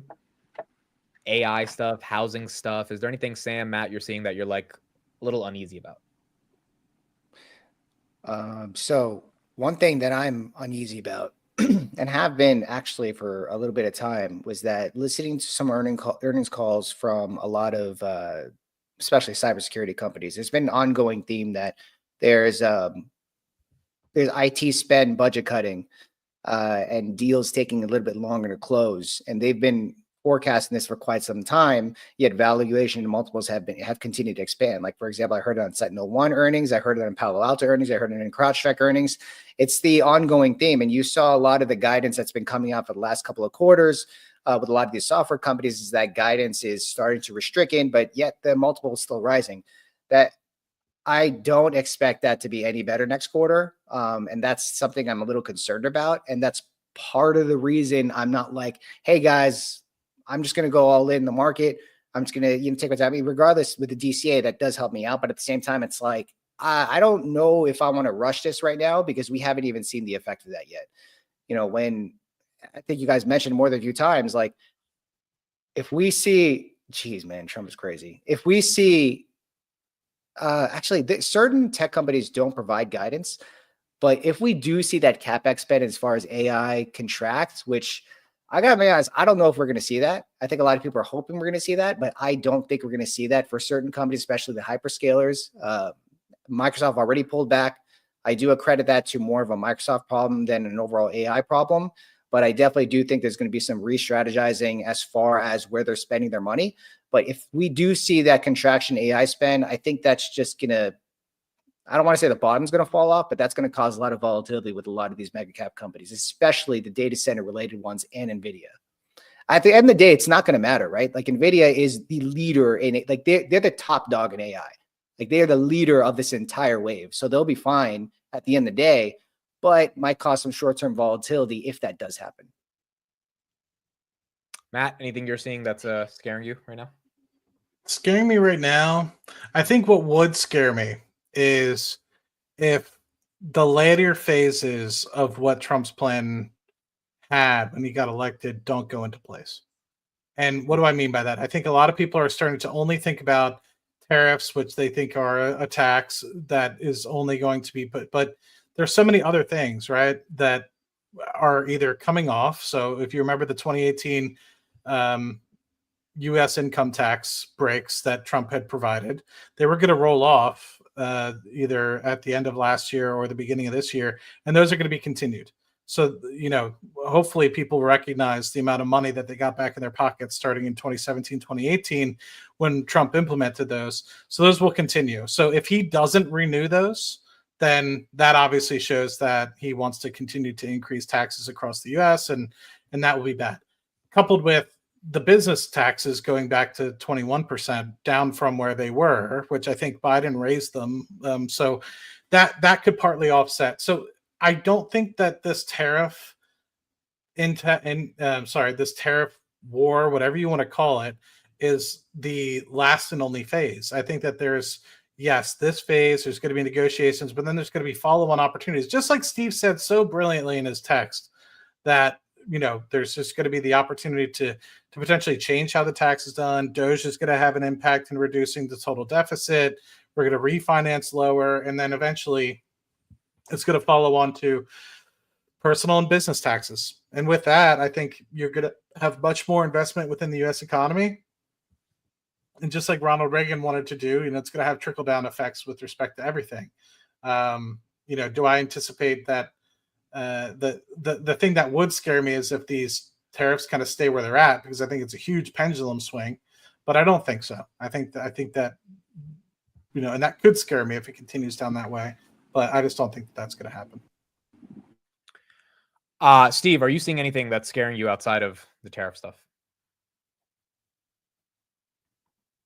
We might have lost him. All right, we'll get him back in a second.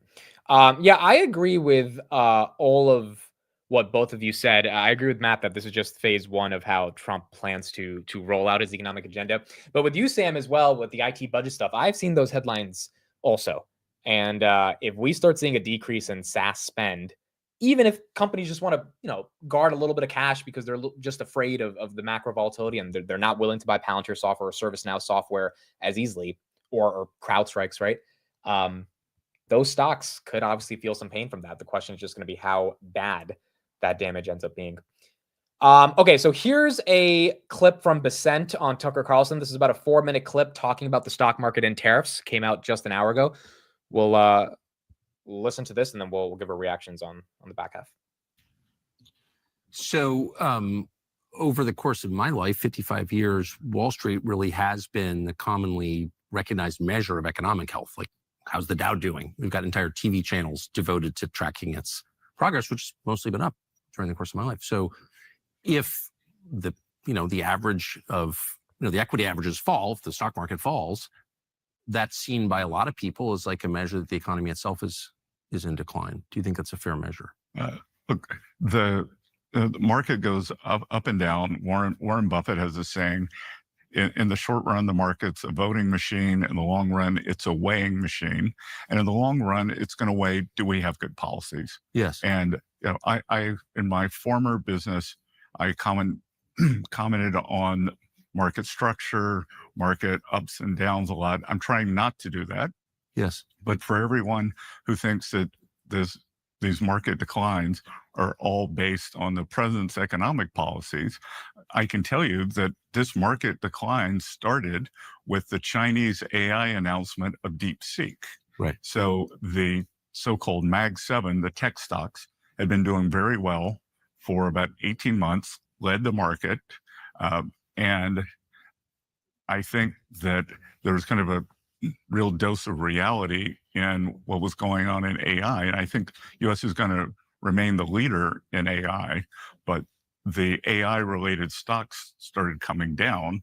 So, like, if I were to analyze in my old hat, and this is the only time I'm going to talk about it, my old hat, what's happening with the market, I'd say it's more a Mag 7 problem and not a MAGA problem. Right. So it's a deeper.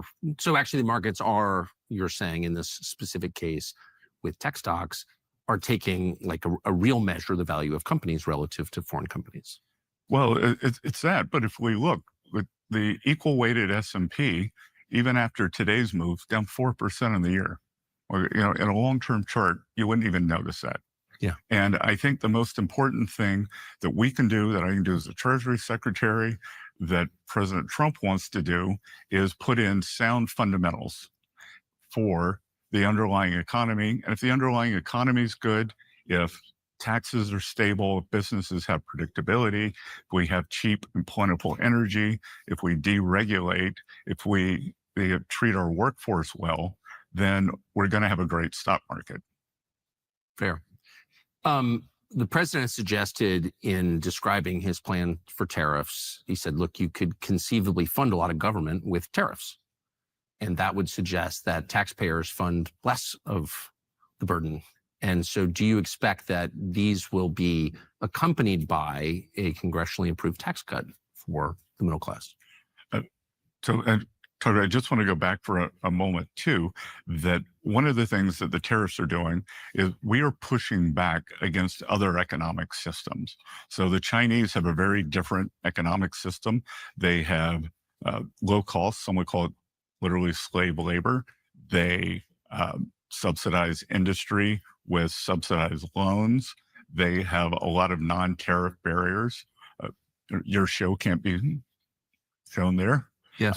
So we're pushing back against that, and with the tariff income, it can be substantial.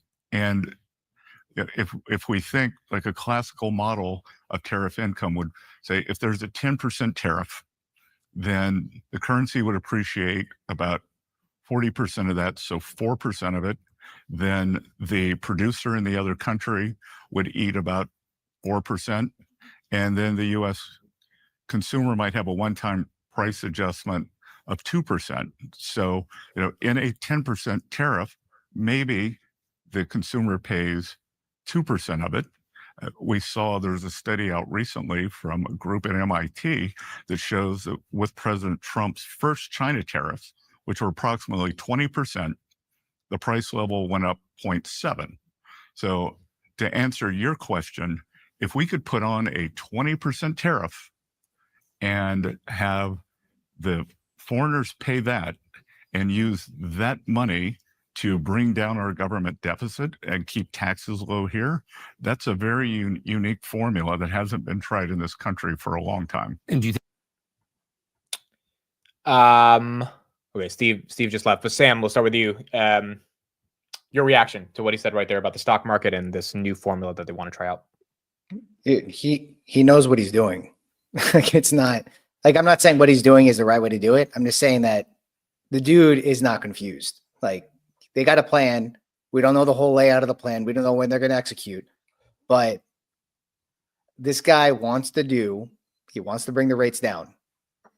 And it seems like they're going to talk their way into convincing everyone that this is the right way, even though we don't agree with them, because one of the big reasons that we don't agree with them is because we know it's going to impact the economy. Yeah.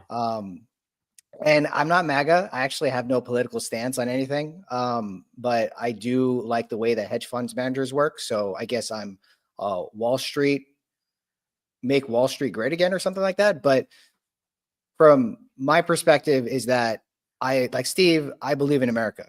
And if you don't believe in America, then do not long stocks. Like, you have to believe that this is going to turn out fine unless you are massively short the stock market. Do you believe that the Mag 7 is a DeepSeek problem and not a MAGA problem? No, the Mag 7 is like 50% of the stock market or more. So that is an America problem. And there's no way of talking out of that one.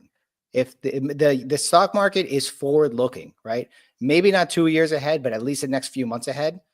And if the market's going down, it's a very telling sign of where the economy's headed to this degree, unless it just bounces back. The market's not going to perceive and tell where the economy is going to be a few months from now as the price is today, but it is in price discovery mode. And that price discovery mode is going down, which means that the perception of the economy is going down. And usually the market bottoms way before, well, not way before, but it usually bottoms around the time when the worst has been priced in. Like, the day that they announced that there's a recession is probably the day when we had already bottomed. But seeing the degree of how fast we're going down, I think there is a lot more uncertainty as far as where we're actually headed in the economy. I mean, I didn't think there was going to be a recession a few months ago, but now it's starting to paint the picture that it might be the case. But I don't know, maybe that's price discovery ruining my judgment on that one. I agree. By the way, guys, Steve will be back in 10. Matt, same question to you. Do you think the Max 7 decline is a deep seek AI issue, not a tariff issue?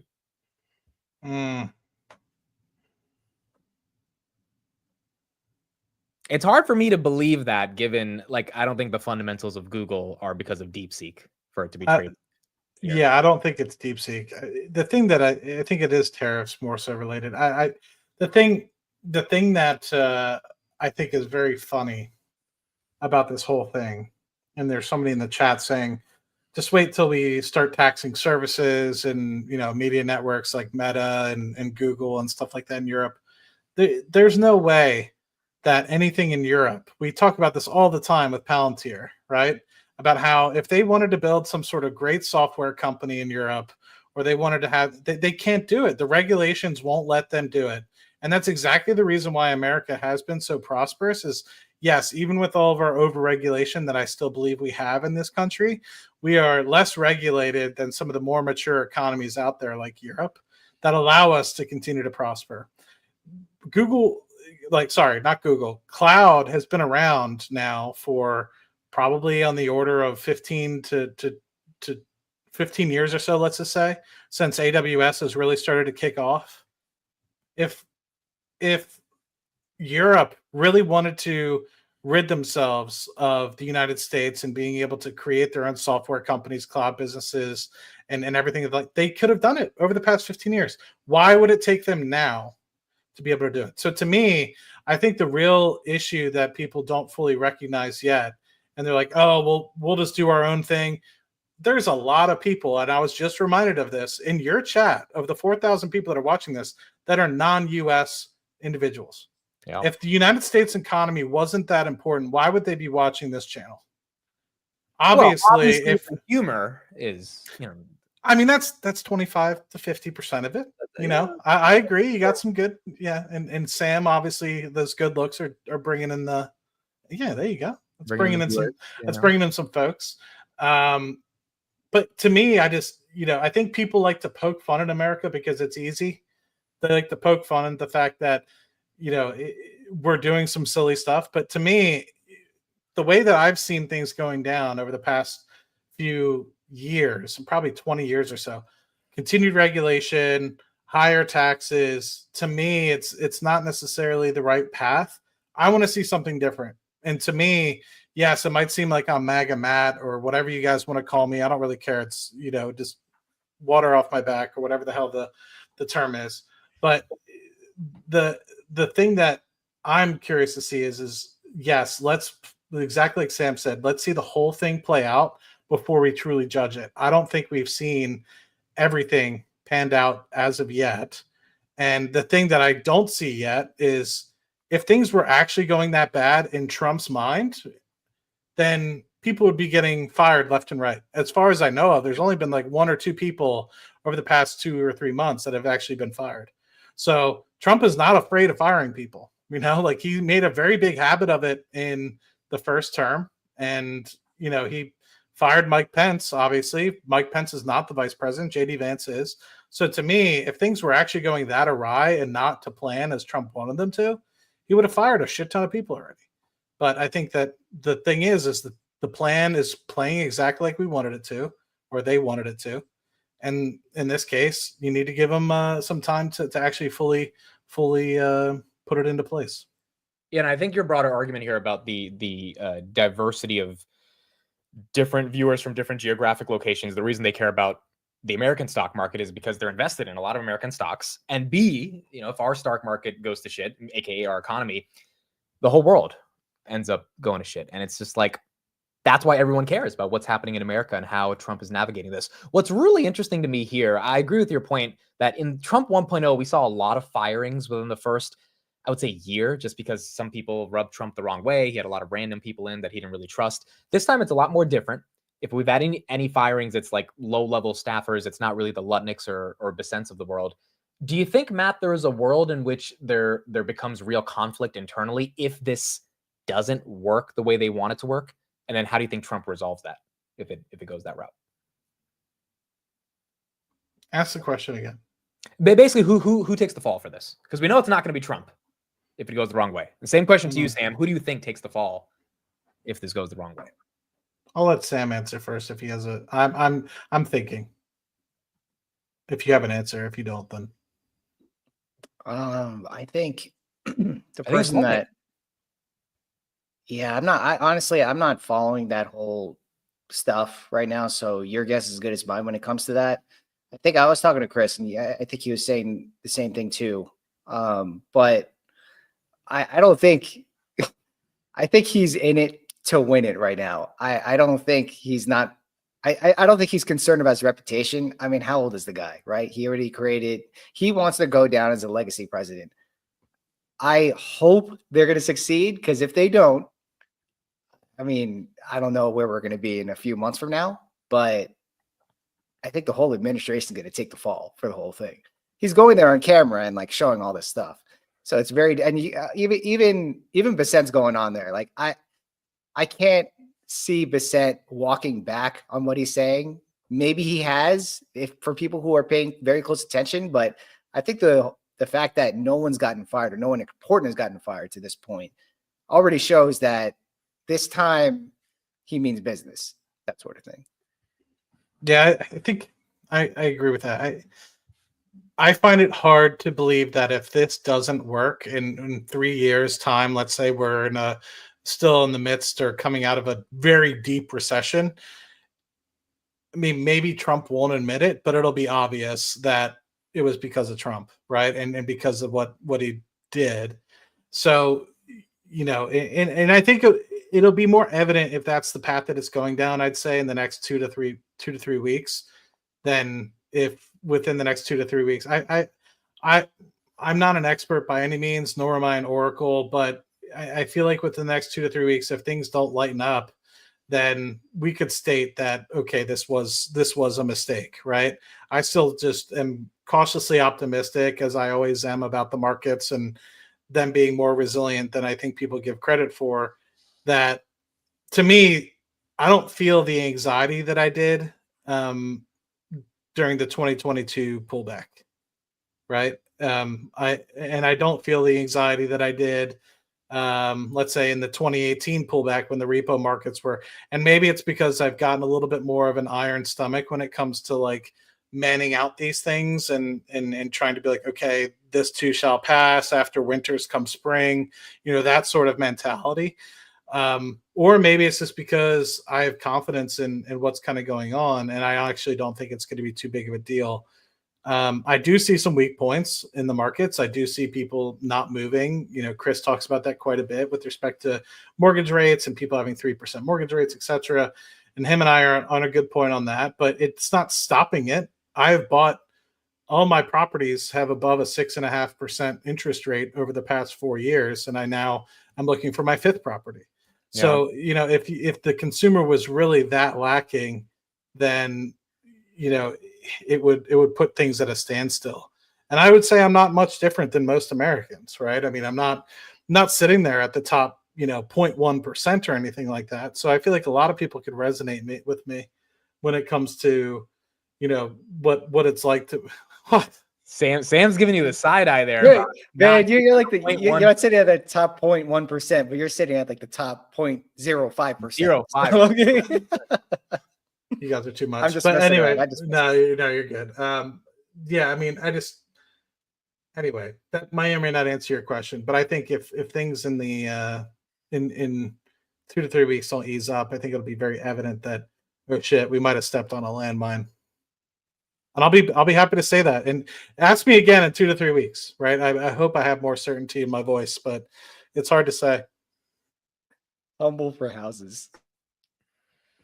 Yeah, it is obviously something we're gonna have to see how it plays out. We were talking a bit about Europe and the diversification of the world that cares about the stock market. Here's what Bassent had to say about how the EU is going to react to these tariffs. Interesting. What about the rest of the world? What about Europe?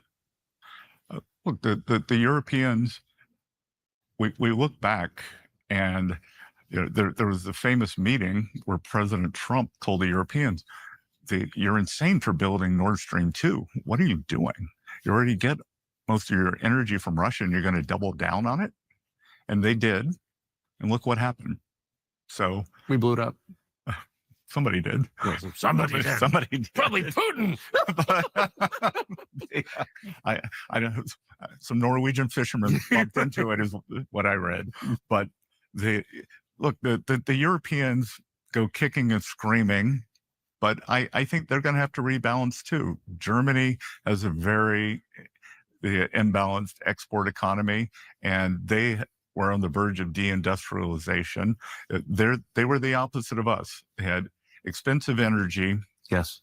They were depending on Italy and the countries in the south to keep the euro suppressed, and they were selling into China, and now China is becoming their competitor. So you said at the outset, the first example, the analogy that you used was President Reagan's first term. Obviously big win in 80, recession of 82, wipeout, and then like the biggest landslide in history in 84. So you're suggesting by saying that the fruits were obvious within the first term, within 4 years. They were. Only difference now is there was a lot of competition back then, but there's a level of civility. Yes. And the real danger here, if there were a midterm loss, and I don't think there has to be, you know what's going to happen. I know what's going to happen. Democratic House is going to go immediately to impeachment for something. Of course. Right? Like the lawfare is going to start again. Yes. And I think the American people are going to hate it again. So Einstein's definition of insanity, doing the same thing again and again and expecting a different outcome. Do you think that, and this is really aimed at the people who support President Trump and who agree with you wholeheartedly that the current system was really bad, and like drive across the country, you'll see how bad it has been. Horrible. It lowered life expectancy. But the people who are hoping that yesterday's move will lead to a demonstrably brighter future within 4 years, is it your sincere prediction that within 4 years we'll say, actually, that kind of worked? I believe that it's going to work. And I know that what we were doing wasn't working. Yes. So I think we have to try this. And I have a high confidence ratio it's going to work. And I have a very high confidence ratio. The good news is we have President Trump's previous term when everyone said none of this was going to work. Oh, yeah. The China tariffs are going to do this. They're going to cause inflation. They didn't. This is going to happen to working class. It's going to be bad for working class Americans. Well, guess what? Working class Americans, that hourly workers did better than supervisory workers. The bottom 50% of households, their net worth increased faster than the top 10% of households. And look, I'm not happy with what's going on in the market today, but the distribution of equities across households, the top 10% of Americans own 88% of equities, 88% of the stock market. The next 40% owns 12% of the stock market. The bottom 50 has debt. They have credit card bills. They rent their homes. They have auto loans, and we've got to give them some relief. That I was struck by the statistic from last year. That's the message right there. Just as a bystander, I'm like, wow, okay. All right.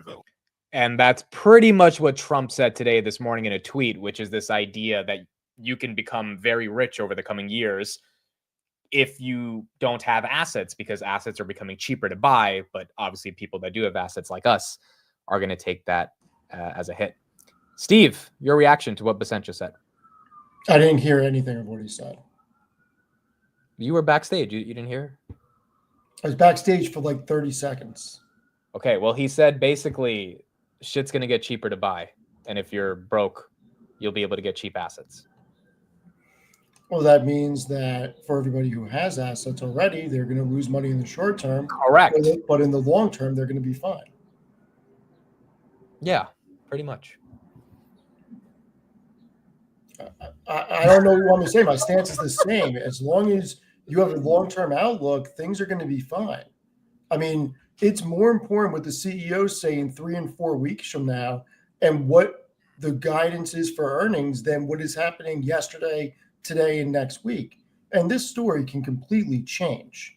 I mean, the one thing that we know for sure with Trump is things can change in 30 minutes from when he says something. So it's very hard to make. I would hate to be a day trader in this type of environment because it's a zero-sum game.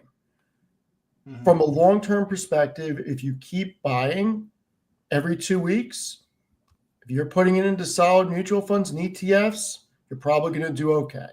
If you're buying quality equities and they come down and you have the ability to buy more and you're buying great companies, most likely you're going to be okay. But at the same point, there are companies that have pretty much no tariff risk that are getting hit right now too. It's just the entire market is catering. And I think that this is what makes investors.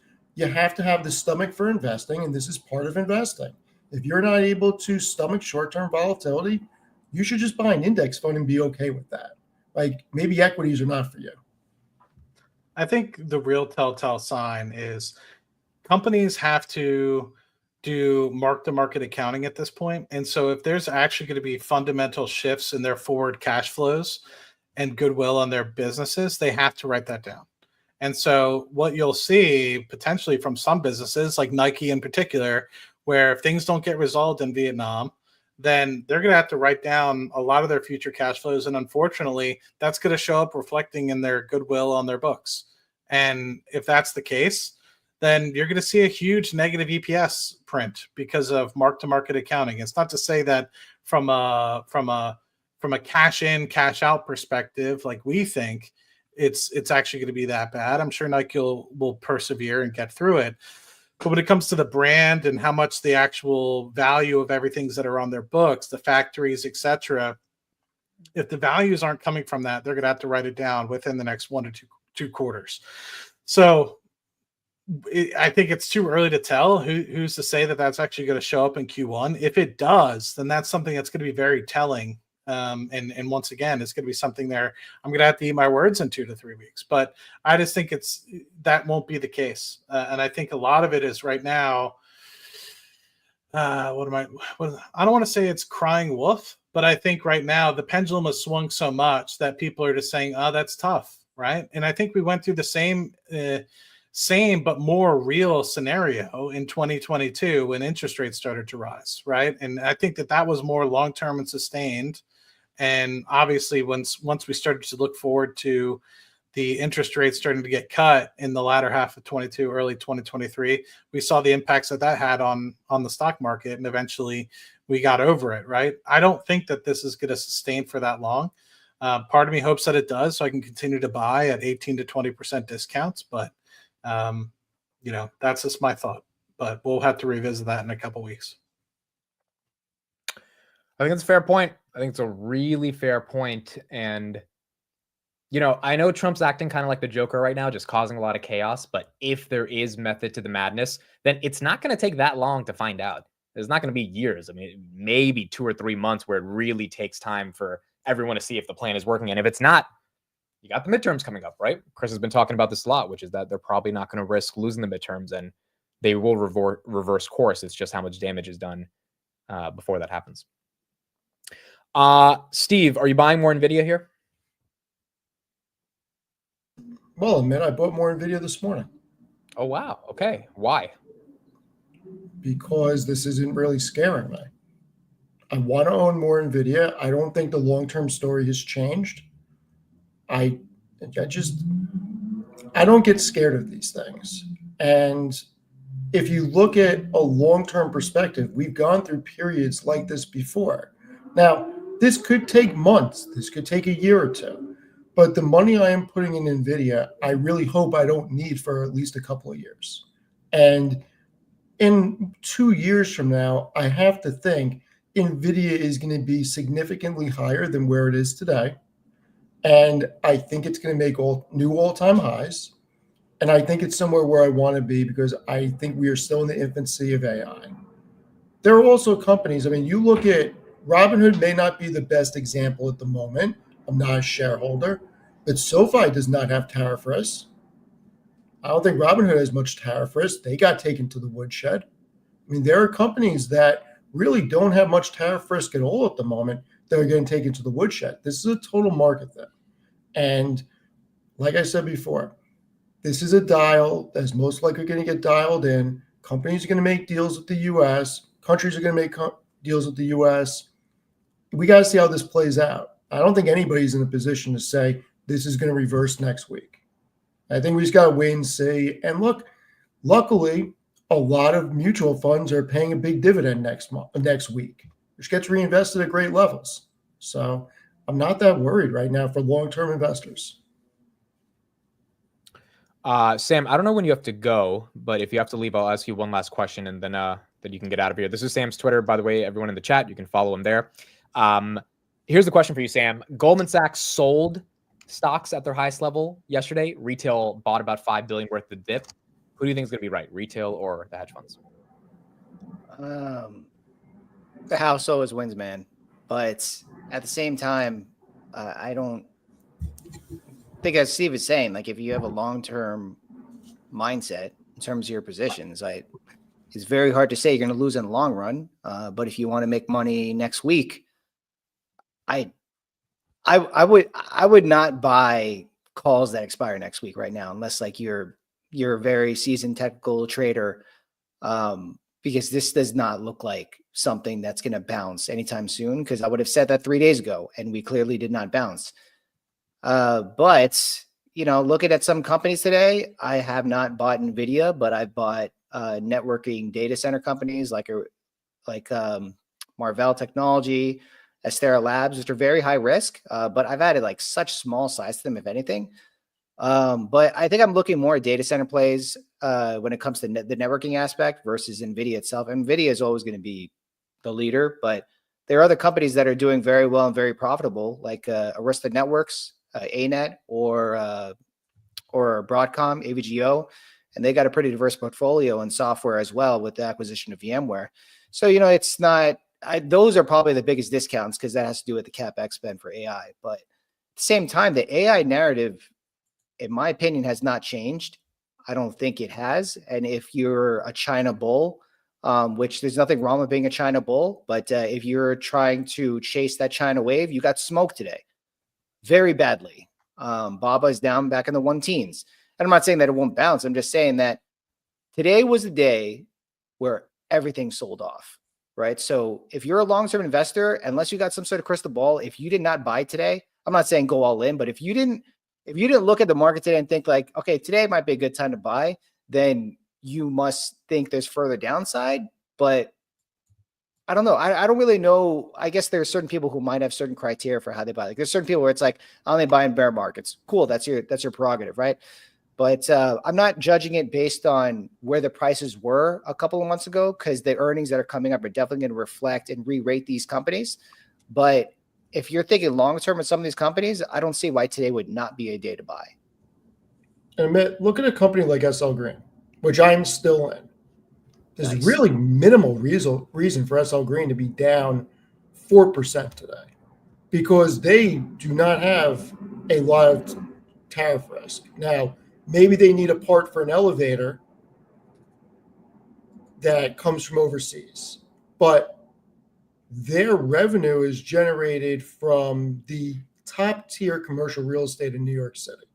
And SL Green was at 80 in November, started the year at 68. So the recent sell, this was at 59 on April 2nd at the beginning of the week. So for this to be down like that, I think this is a big overreaction by the market on some companies. Some companies have more tariff risk exposure than others. There are a lot of REITs that I don't think have a lot of tariff exposure. And I think that we're going to see a reversal at some point. May not come next week, but I just think that these are good opportunities to be buying certain areas.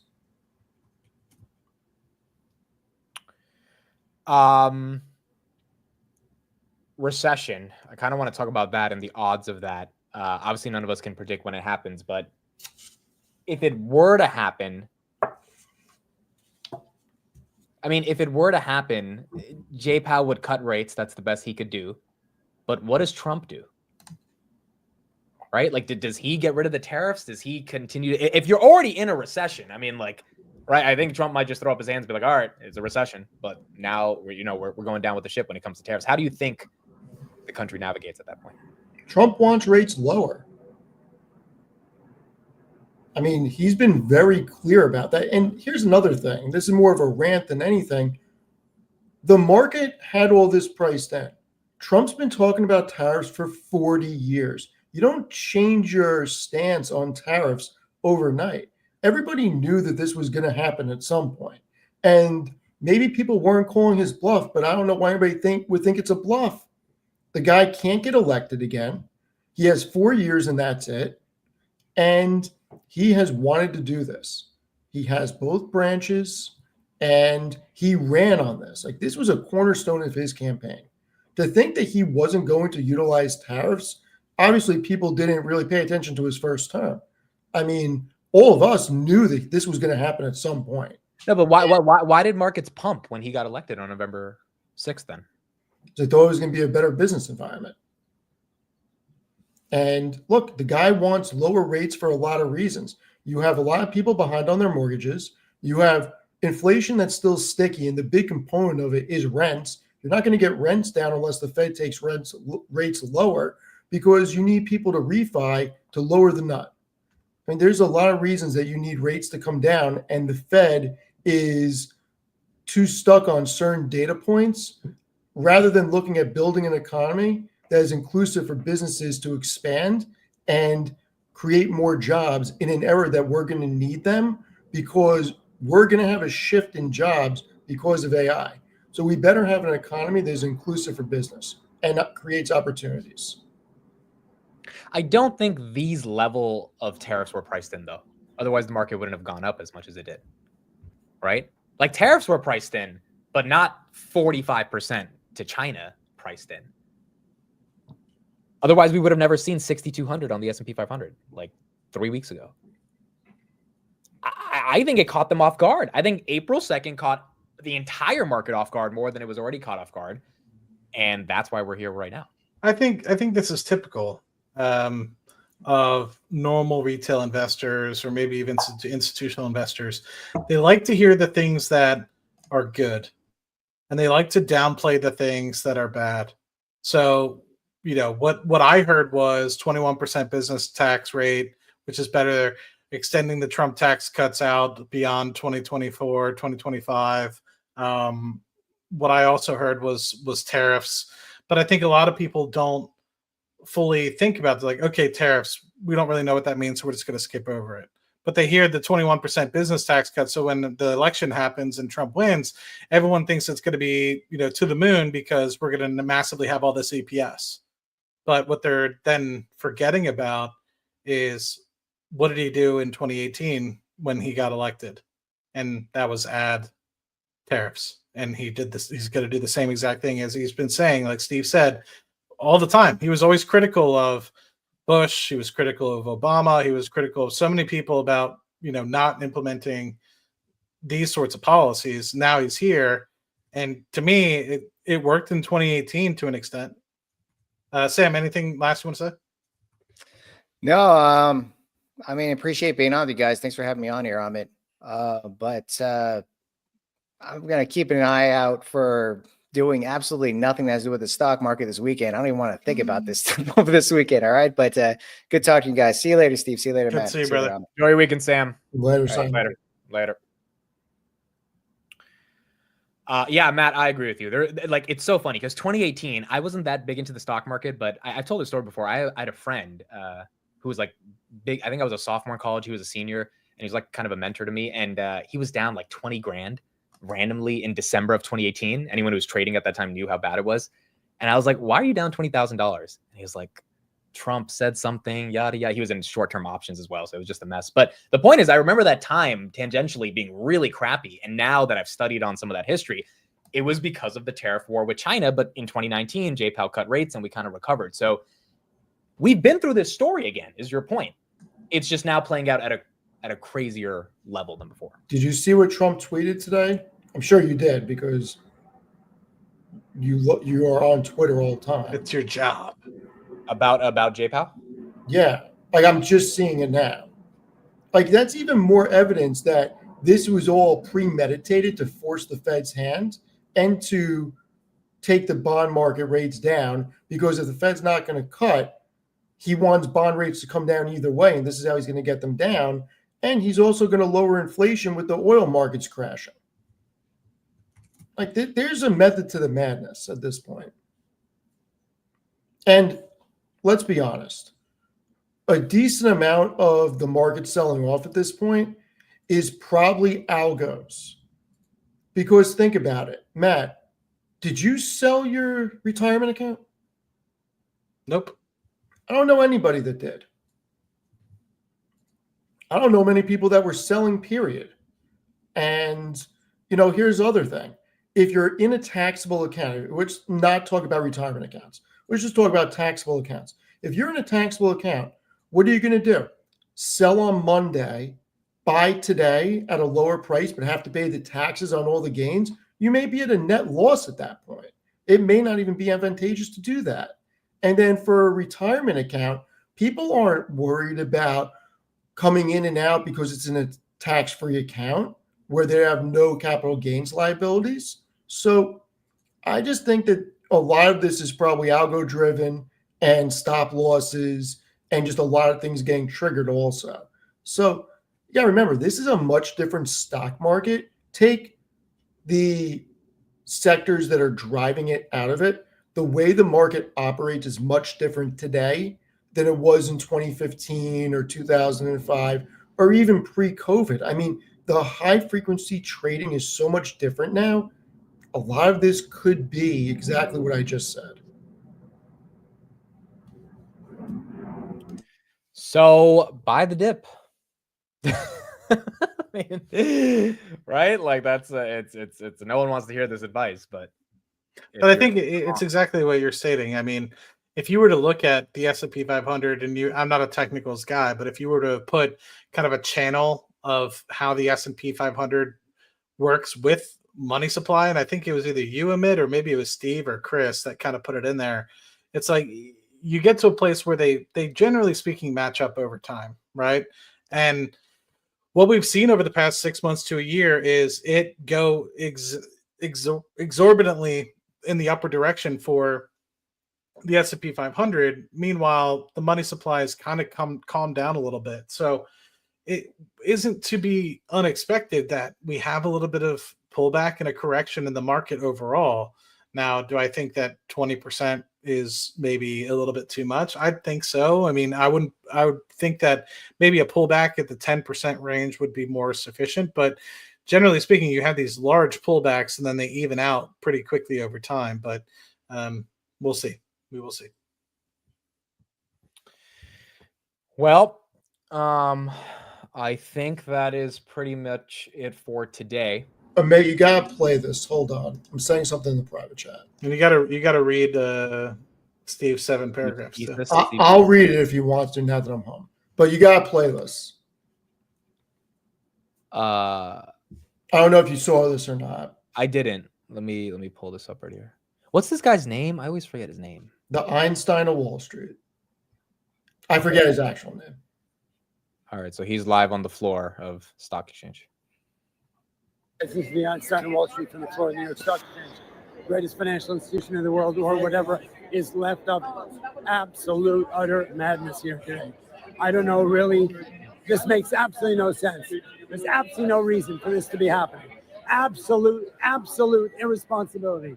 The way this story has been disseminated, nobody knows anything more about tariffs than they did yesterday, except some insane number came out that was figured out by, I don't know, putting 2 apples, 2 carrots, and a bag of cashews together, dividing it by 2, multiplying by 9, and coming up with a number that absolutely has decimated this stock market.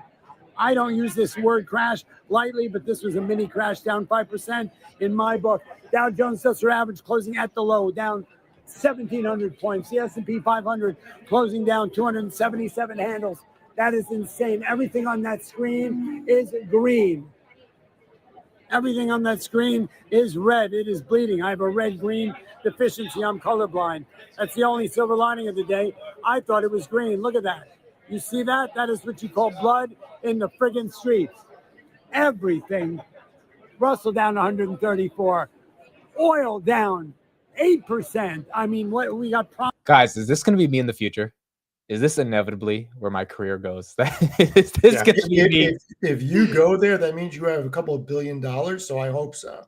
I mean, this is basically me on YouTube every day, to be honest. Like, this is basically what I do. He's just doing it on the floor. Promised narrative about tariffs. We got promised prices would go lower. We were promised that this was going to get worse for a little while, but it'll all come out in the wash. I mean, come on. That's absolute friggin' insanity. This is irresponsible. Absolutely irresponsible. After 6 weeks of a completely confused messaging, okay, to then come out yesterday and lay down, unpack this bag of friggin' dirty laundry that made no sense whatsoever. Absolutely no clarity, no direction, no nothing. And look, the market's telling you what it thinks. Are you telling me that this works for anybody? Anybody can look at this and go, this is the way it was supposed to be. This is the vision I had. Come on. Absolutely ridiculous. Well, street is mad. The street is pretty damn mad. I mean, there's a lot of money that's being lost. A lot of money, even if it's on paper. I mean, obviously there are people that are very, very wealthy that are being eviscerated in this market right now. I mean, nobody likes to see their account go down. But at the same time, if you're not a day trader, I don't know that there's a lot to worry about here. I mean, do we think that the market's going to 4,200? Okay, so that's a good question. What do you think is the absolute? I know I'm putting both of you on the spot. I'll answer it as well. But what do you truly think could be the absolute bottom on the SPY? I put it to you in the text last night, 4,800. I was going to say 47. So you and I are in the same ballpark. I don't think 4,200 is on the table. I think that's. Neither do I. I think where we were in 2022 is on the table, 4,800. Okay, Matt, what do you think? Let me do a poll in the chat. I think 20% pullback, and we're at 18.5% right now. So 20% would put it around 4,900. Okay. I honestly thought yesterday was going to be the bottom as well. So, and I think that what was it yesterday? It was like 535 divided by 620. Sorry, 612 is what I'm supposed to be doing. So the poll in the chat is 45, 47, 42, or 5,000. 5,000 meaning we basically have bottomed right now. Steve, if you had to put a percentage probability on it, you think like on a scale of 1 to 10, you think this is the bottom right now? Would you put it 50-50? Yeah, I mean, I think everything in life's 50-50. Either it's going to happen or not going to happen. Look, I wouldn't be surprised if you get a big downturn on Monday and that's the bottom. Or I wouldn't be surprised if it kind of levels out for a little. Nothing would surprise me, is what I'm trying to say. I wouldn't be surprised if you have a massive rally Monday, Tuesday. Wouldn't be surprised if it went down a lot. I wouldn't be surprised if it was stabilized. It all depends on the messaging and what they come out and say. But I do think realistically we could go to 4,800 before it flattens out into earnings. And look, that's just short term. If we get to 4,800 and earnings come out, earnings season is bad with guidance, this could go to 4,200. Yeah. But yeah. I don't think that that's going to happen. My gut feeling right now is that Monday is going to be bad. And the reason that's my gut feeling is because I don't think there's going to be any positive headlines over the weekend or on Monday morning about the tariffs going away. So I don't know why the market would bottom today, even though, yes, the pain is bad, max fear, yada, yada, yada. But like that flush out into the close was very telling of the fact that the market is not ready to capitulate here and give Trump what he wants because there's no reason for them to. I don't think that there's enough evidence yet for it to warrant a potential 30% drop in the stock market. You know, I could see a spot where there's a 20% pullback based off of it, maybe a 25%, and that's comparable to what happened in 2018. When things started getting a little rough towards the end of the year in 2018, there was a 25% pullback, and it reversed for an end of the year after Christmas into New Year's rally, and it kind of kept going up until 2020. But I just find it very hard before we actually start to see knock-on effects, before we even start to see prices go up in the supermarkets, before we get to see, it actually even enacted. Yeah. To see a 30% pullback to me is a little bit extravagant. I mean, realistically, April 9th matters more than April 2nd because that's when the tariff's going to affect. And think about this. We could have a situation where not a single company's earnings is impacted. And all of this has happened. That's the biggest thing. If none of this has gone into effect yet and he starts making deals and earnings are barely impacted on future guidance because countries come to the table, then all this was for nothing. And it's just because markets are emotional. So we don't have enough information yet. And I think that that's a big problem, that people are too emotional and not enough people have a long-term mindset. And there's a lot of short-term money in there. There's a lot of levered money in there. And that's not good. No, too many people are on leverage. That's not good for a market. As much as I want to agree with you, if their goal is to get bond yields down, like, where do we see the reprieve? They're going to want more uncertainty. They're going to want Meta to say they're not giving guidance. They're going to want Meta to go down by another 20. Like, they want that. If that is the only way bond yields come down, which it seems like it is. Well, but I mean, you look at the 10-year, and I gotta go. My wife's, we're gonna end this in like 2 minutes anyway. Yeah, one of my wife's friends and her ordered dinner, so I'm starving. So I want to go eat with them. But treasuries, the 10-year, year to date, okay, has gone from 4.58% to 4.01% with zero Fed intervention. Okay, they're doing a pretty good job of getting yields down. Yeah, but $5 trillion left the stock market too. So it's. But if the goal is to get yields down to refinance debt, and then the lunacy stops, yeah. Once again, for long-term investors, it doesn't matter. That's fair. If you're long, it really actually it will be a blip in 5 years. So that's a fair point. I gotta get going. I'm starving. But Matt, if you want to read what I texted you guys, feel free. I would read it, but I'm starving. Sure. Yep. Do you want me to read it, Amit, or do you want to call it a day? You can read it. Go. Everyone probably wants to hear it now that he said it. So thank you, Steve. It's always good to see you, bro. All right, I'll see you guys later. See you. All right, so this is a great. I'm surprised that Steve didn't tweet this actually or post it yesterday. But and apologies, I'm not the best reader, so if I stutter like a 7-year-old, you'll understand why.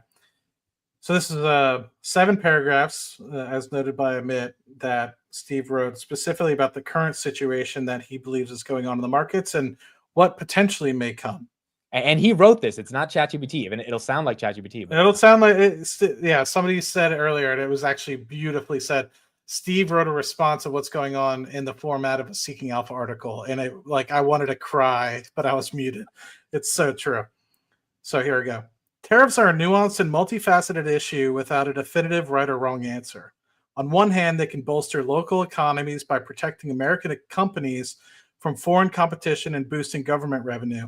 On the other, they risk driving up prices and sparking trade conflicts, particularly for businesses with global operations, many of which are U.S. firms that have shifted manufacturing overseas. As an American, my priority is the prosperity of my fellow citizens. I want an economy robust enough to empower Americans to provide for themselves as well as their families. And I believe tariffs can play that strategic role in achieving that. That's paragraph 1 out of 7. The success of tariffs depends on how they applied and in which goods they target. Consider coffee. The U.S. doesn't grow it, as most comes from Brazil, Colombia, Indonesia, Ethiopia. A steep tariff on coffee wouldn't protect American production. It would simply raise costs for consumers and companies that rely on it as an input, potentially hurting sales across the supply chain if prices climb too high. But there's a flip side.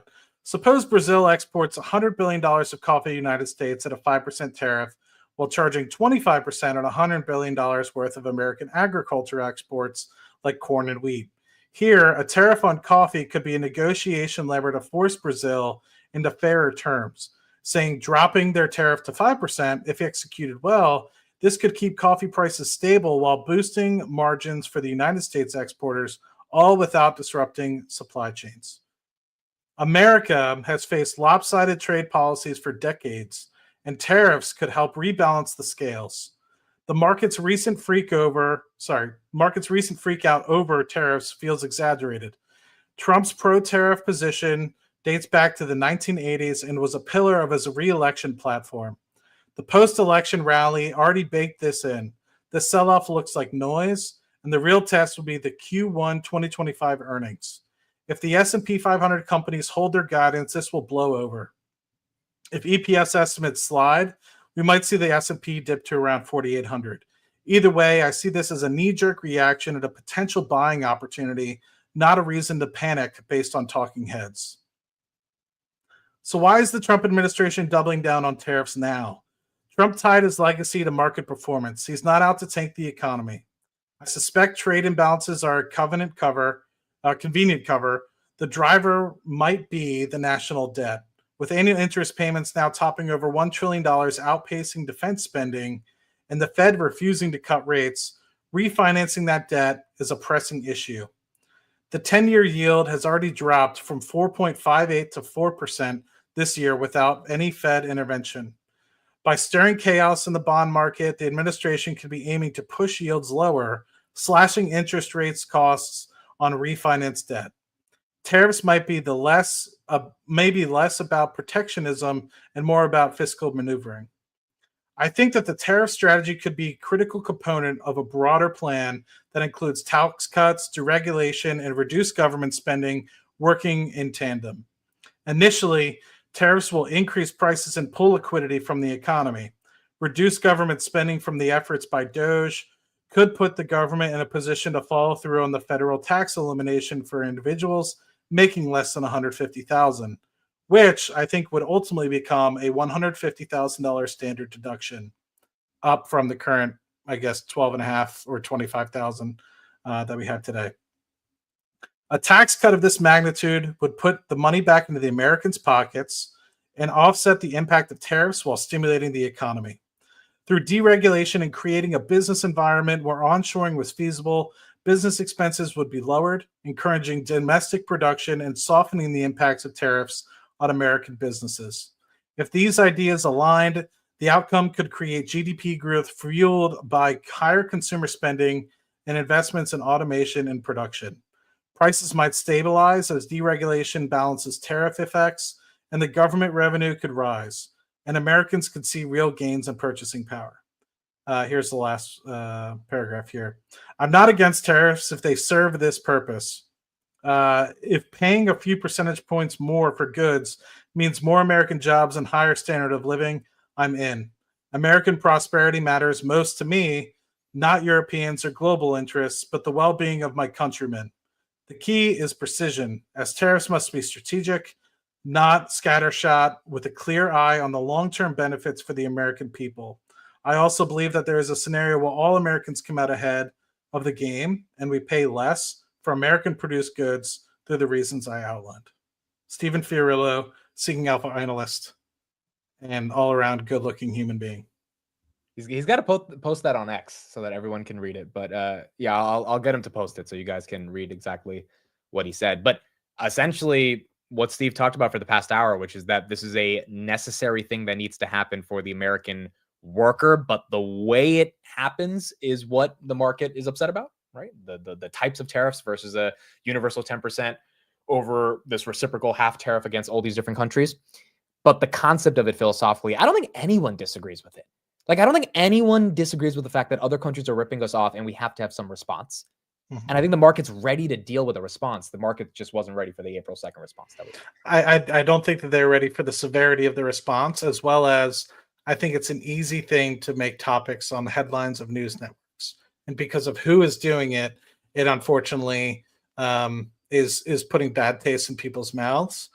And the speed at which it's happening. Nobody likes change. You know, everyone wants to just live their daily lives, be left alone. And I think people are fearful that something like this is going to impact things, comparable to what price increases they saw during the pandemic. And they're like, I don't want that again. I just want to live my life. I want to be able to buy my damn eggs, make my kids some pancakes on Sunday mornings, and live the American dream.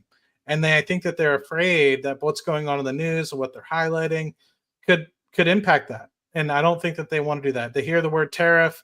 We don't do tariff, right? But the Americans aren't used to it. And so I think immediately they have this knee-jerk reaction, and then the severity of it. And I think it's just half-baked at the moment to kind of not let it play out before you really start to point the finger. So I'm cautiously optimistic. Call that MAGA Matt, call that whatever you want. But I have a strong feeling that in 6 months we'll do way better off. And I think things will not necessarily be where they are today. I think by the time things get enacted, some, if not a large portion of these, maybe even all of them, will be slightly reversed. Not reversed is not the right term, but softened is probably the right word. Yeah, and obviously the stock market has given its reaction to everything that's going on, and that'll drive headlines as well. But I guess we got to give it time. I agree with what you said as well, I think on Twitter, which is like, if you're not super leveraged, it's just not that scary. Like if your Nvidia money is not your rent money, then Nvidia could go down. You can handle it if you believe in 2 years Nvidia will be back. But if it's your rent money, you're gonna have to take that loss, and that's obviously gonna be really, really hard to deal with. All right, folks, that is it for us. Obviously, a very, very tough day in the stock market. Kind of message from all of us that have been on the channel today is it is what it is, which is an acknowledgement of the fact that none of us really can control it, and that the only way to navigate it is to get more data and see what happens. We had Jerome Powell on today. He basically said he's not going to cut, so it's up to Trump to get these bond yields to come down, which maybe creates more instability in the market. Maybe there's a Trump put somewhere around 4,700, 55,000, 4,800. We don't know. But what is definitely true is the next coming weeks are going to be pivotal to see how the market actually decides to price in the effects of these tariffs, which aren't in effect yet. April 9th, we'll get them in effect. And then how companies starting April 15th report on their earnings. And then obviously how that affects their stock prices as well. All right, that's it. Thank you, everybody, for being here all week. Matt Money, I'm putting his Twitter and YouTube in the description. Please make sure to be following him on both of those platforms. We thank you, Matt, for joining us on a day where you were very needed, especially your analysis right here. Yeah, thank you for the opportunity to come on and say hello. And Matt and I will be live later today, Pouncer Weekly. I think Dom's joining us 11 p.m. Eastern. Amir did not sound good, man. He did not when I chatted with him earlier. Yeah, he's pretty sick. So it'll be me, Matt, Dom, and Arnie. And for all the Pouncer nerds, we will geek out about Pouncer. Yep. Thanks all. All right. Thanks, Matt. Cheers all. Bye. All right, guys, that's it. I am out. I hope everyone enjoys their weekend. Try to think about something else other than the stock market. I mean, that's like the best thing I can say right now. I'm about to go on a swing set. So I'm going to go swing on some swings. I encourage anyone, no matter what age you are, to go find a local swing set and swing on it, because A, it's better than the market swings. B, it's fun, especially if the weather's good. So yeah, that's what I'm going to go do. And we'll be back for Pouncer Weekly later today. I'll be back for the Sunday Future Show. Actually, I don't know if I'm going to make the Sunday Future. So we have a dinner at okay, so I will update you guys. I don't know if we should be back by 7 though, right? Future 7:45.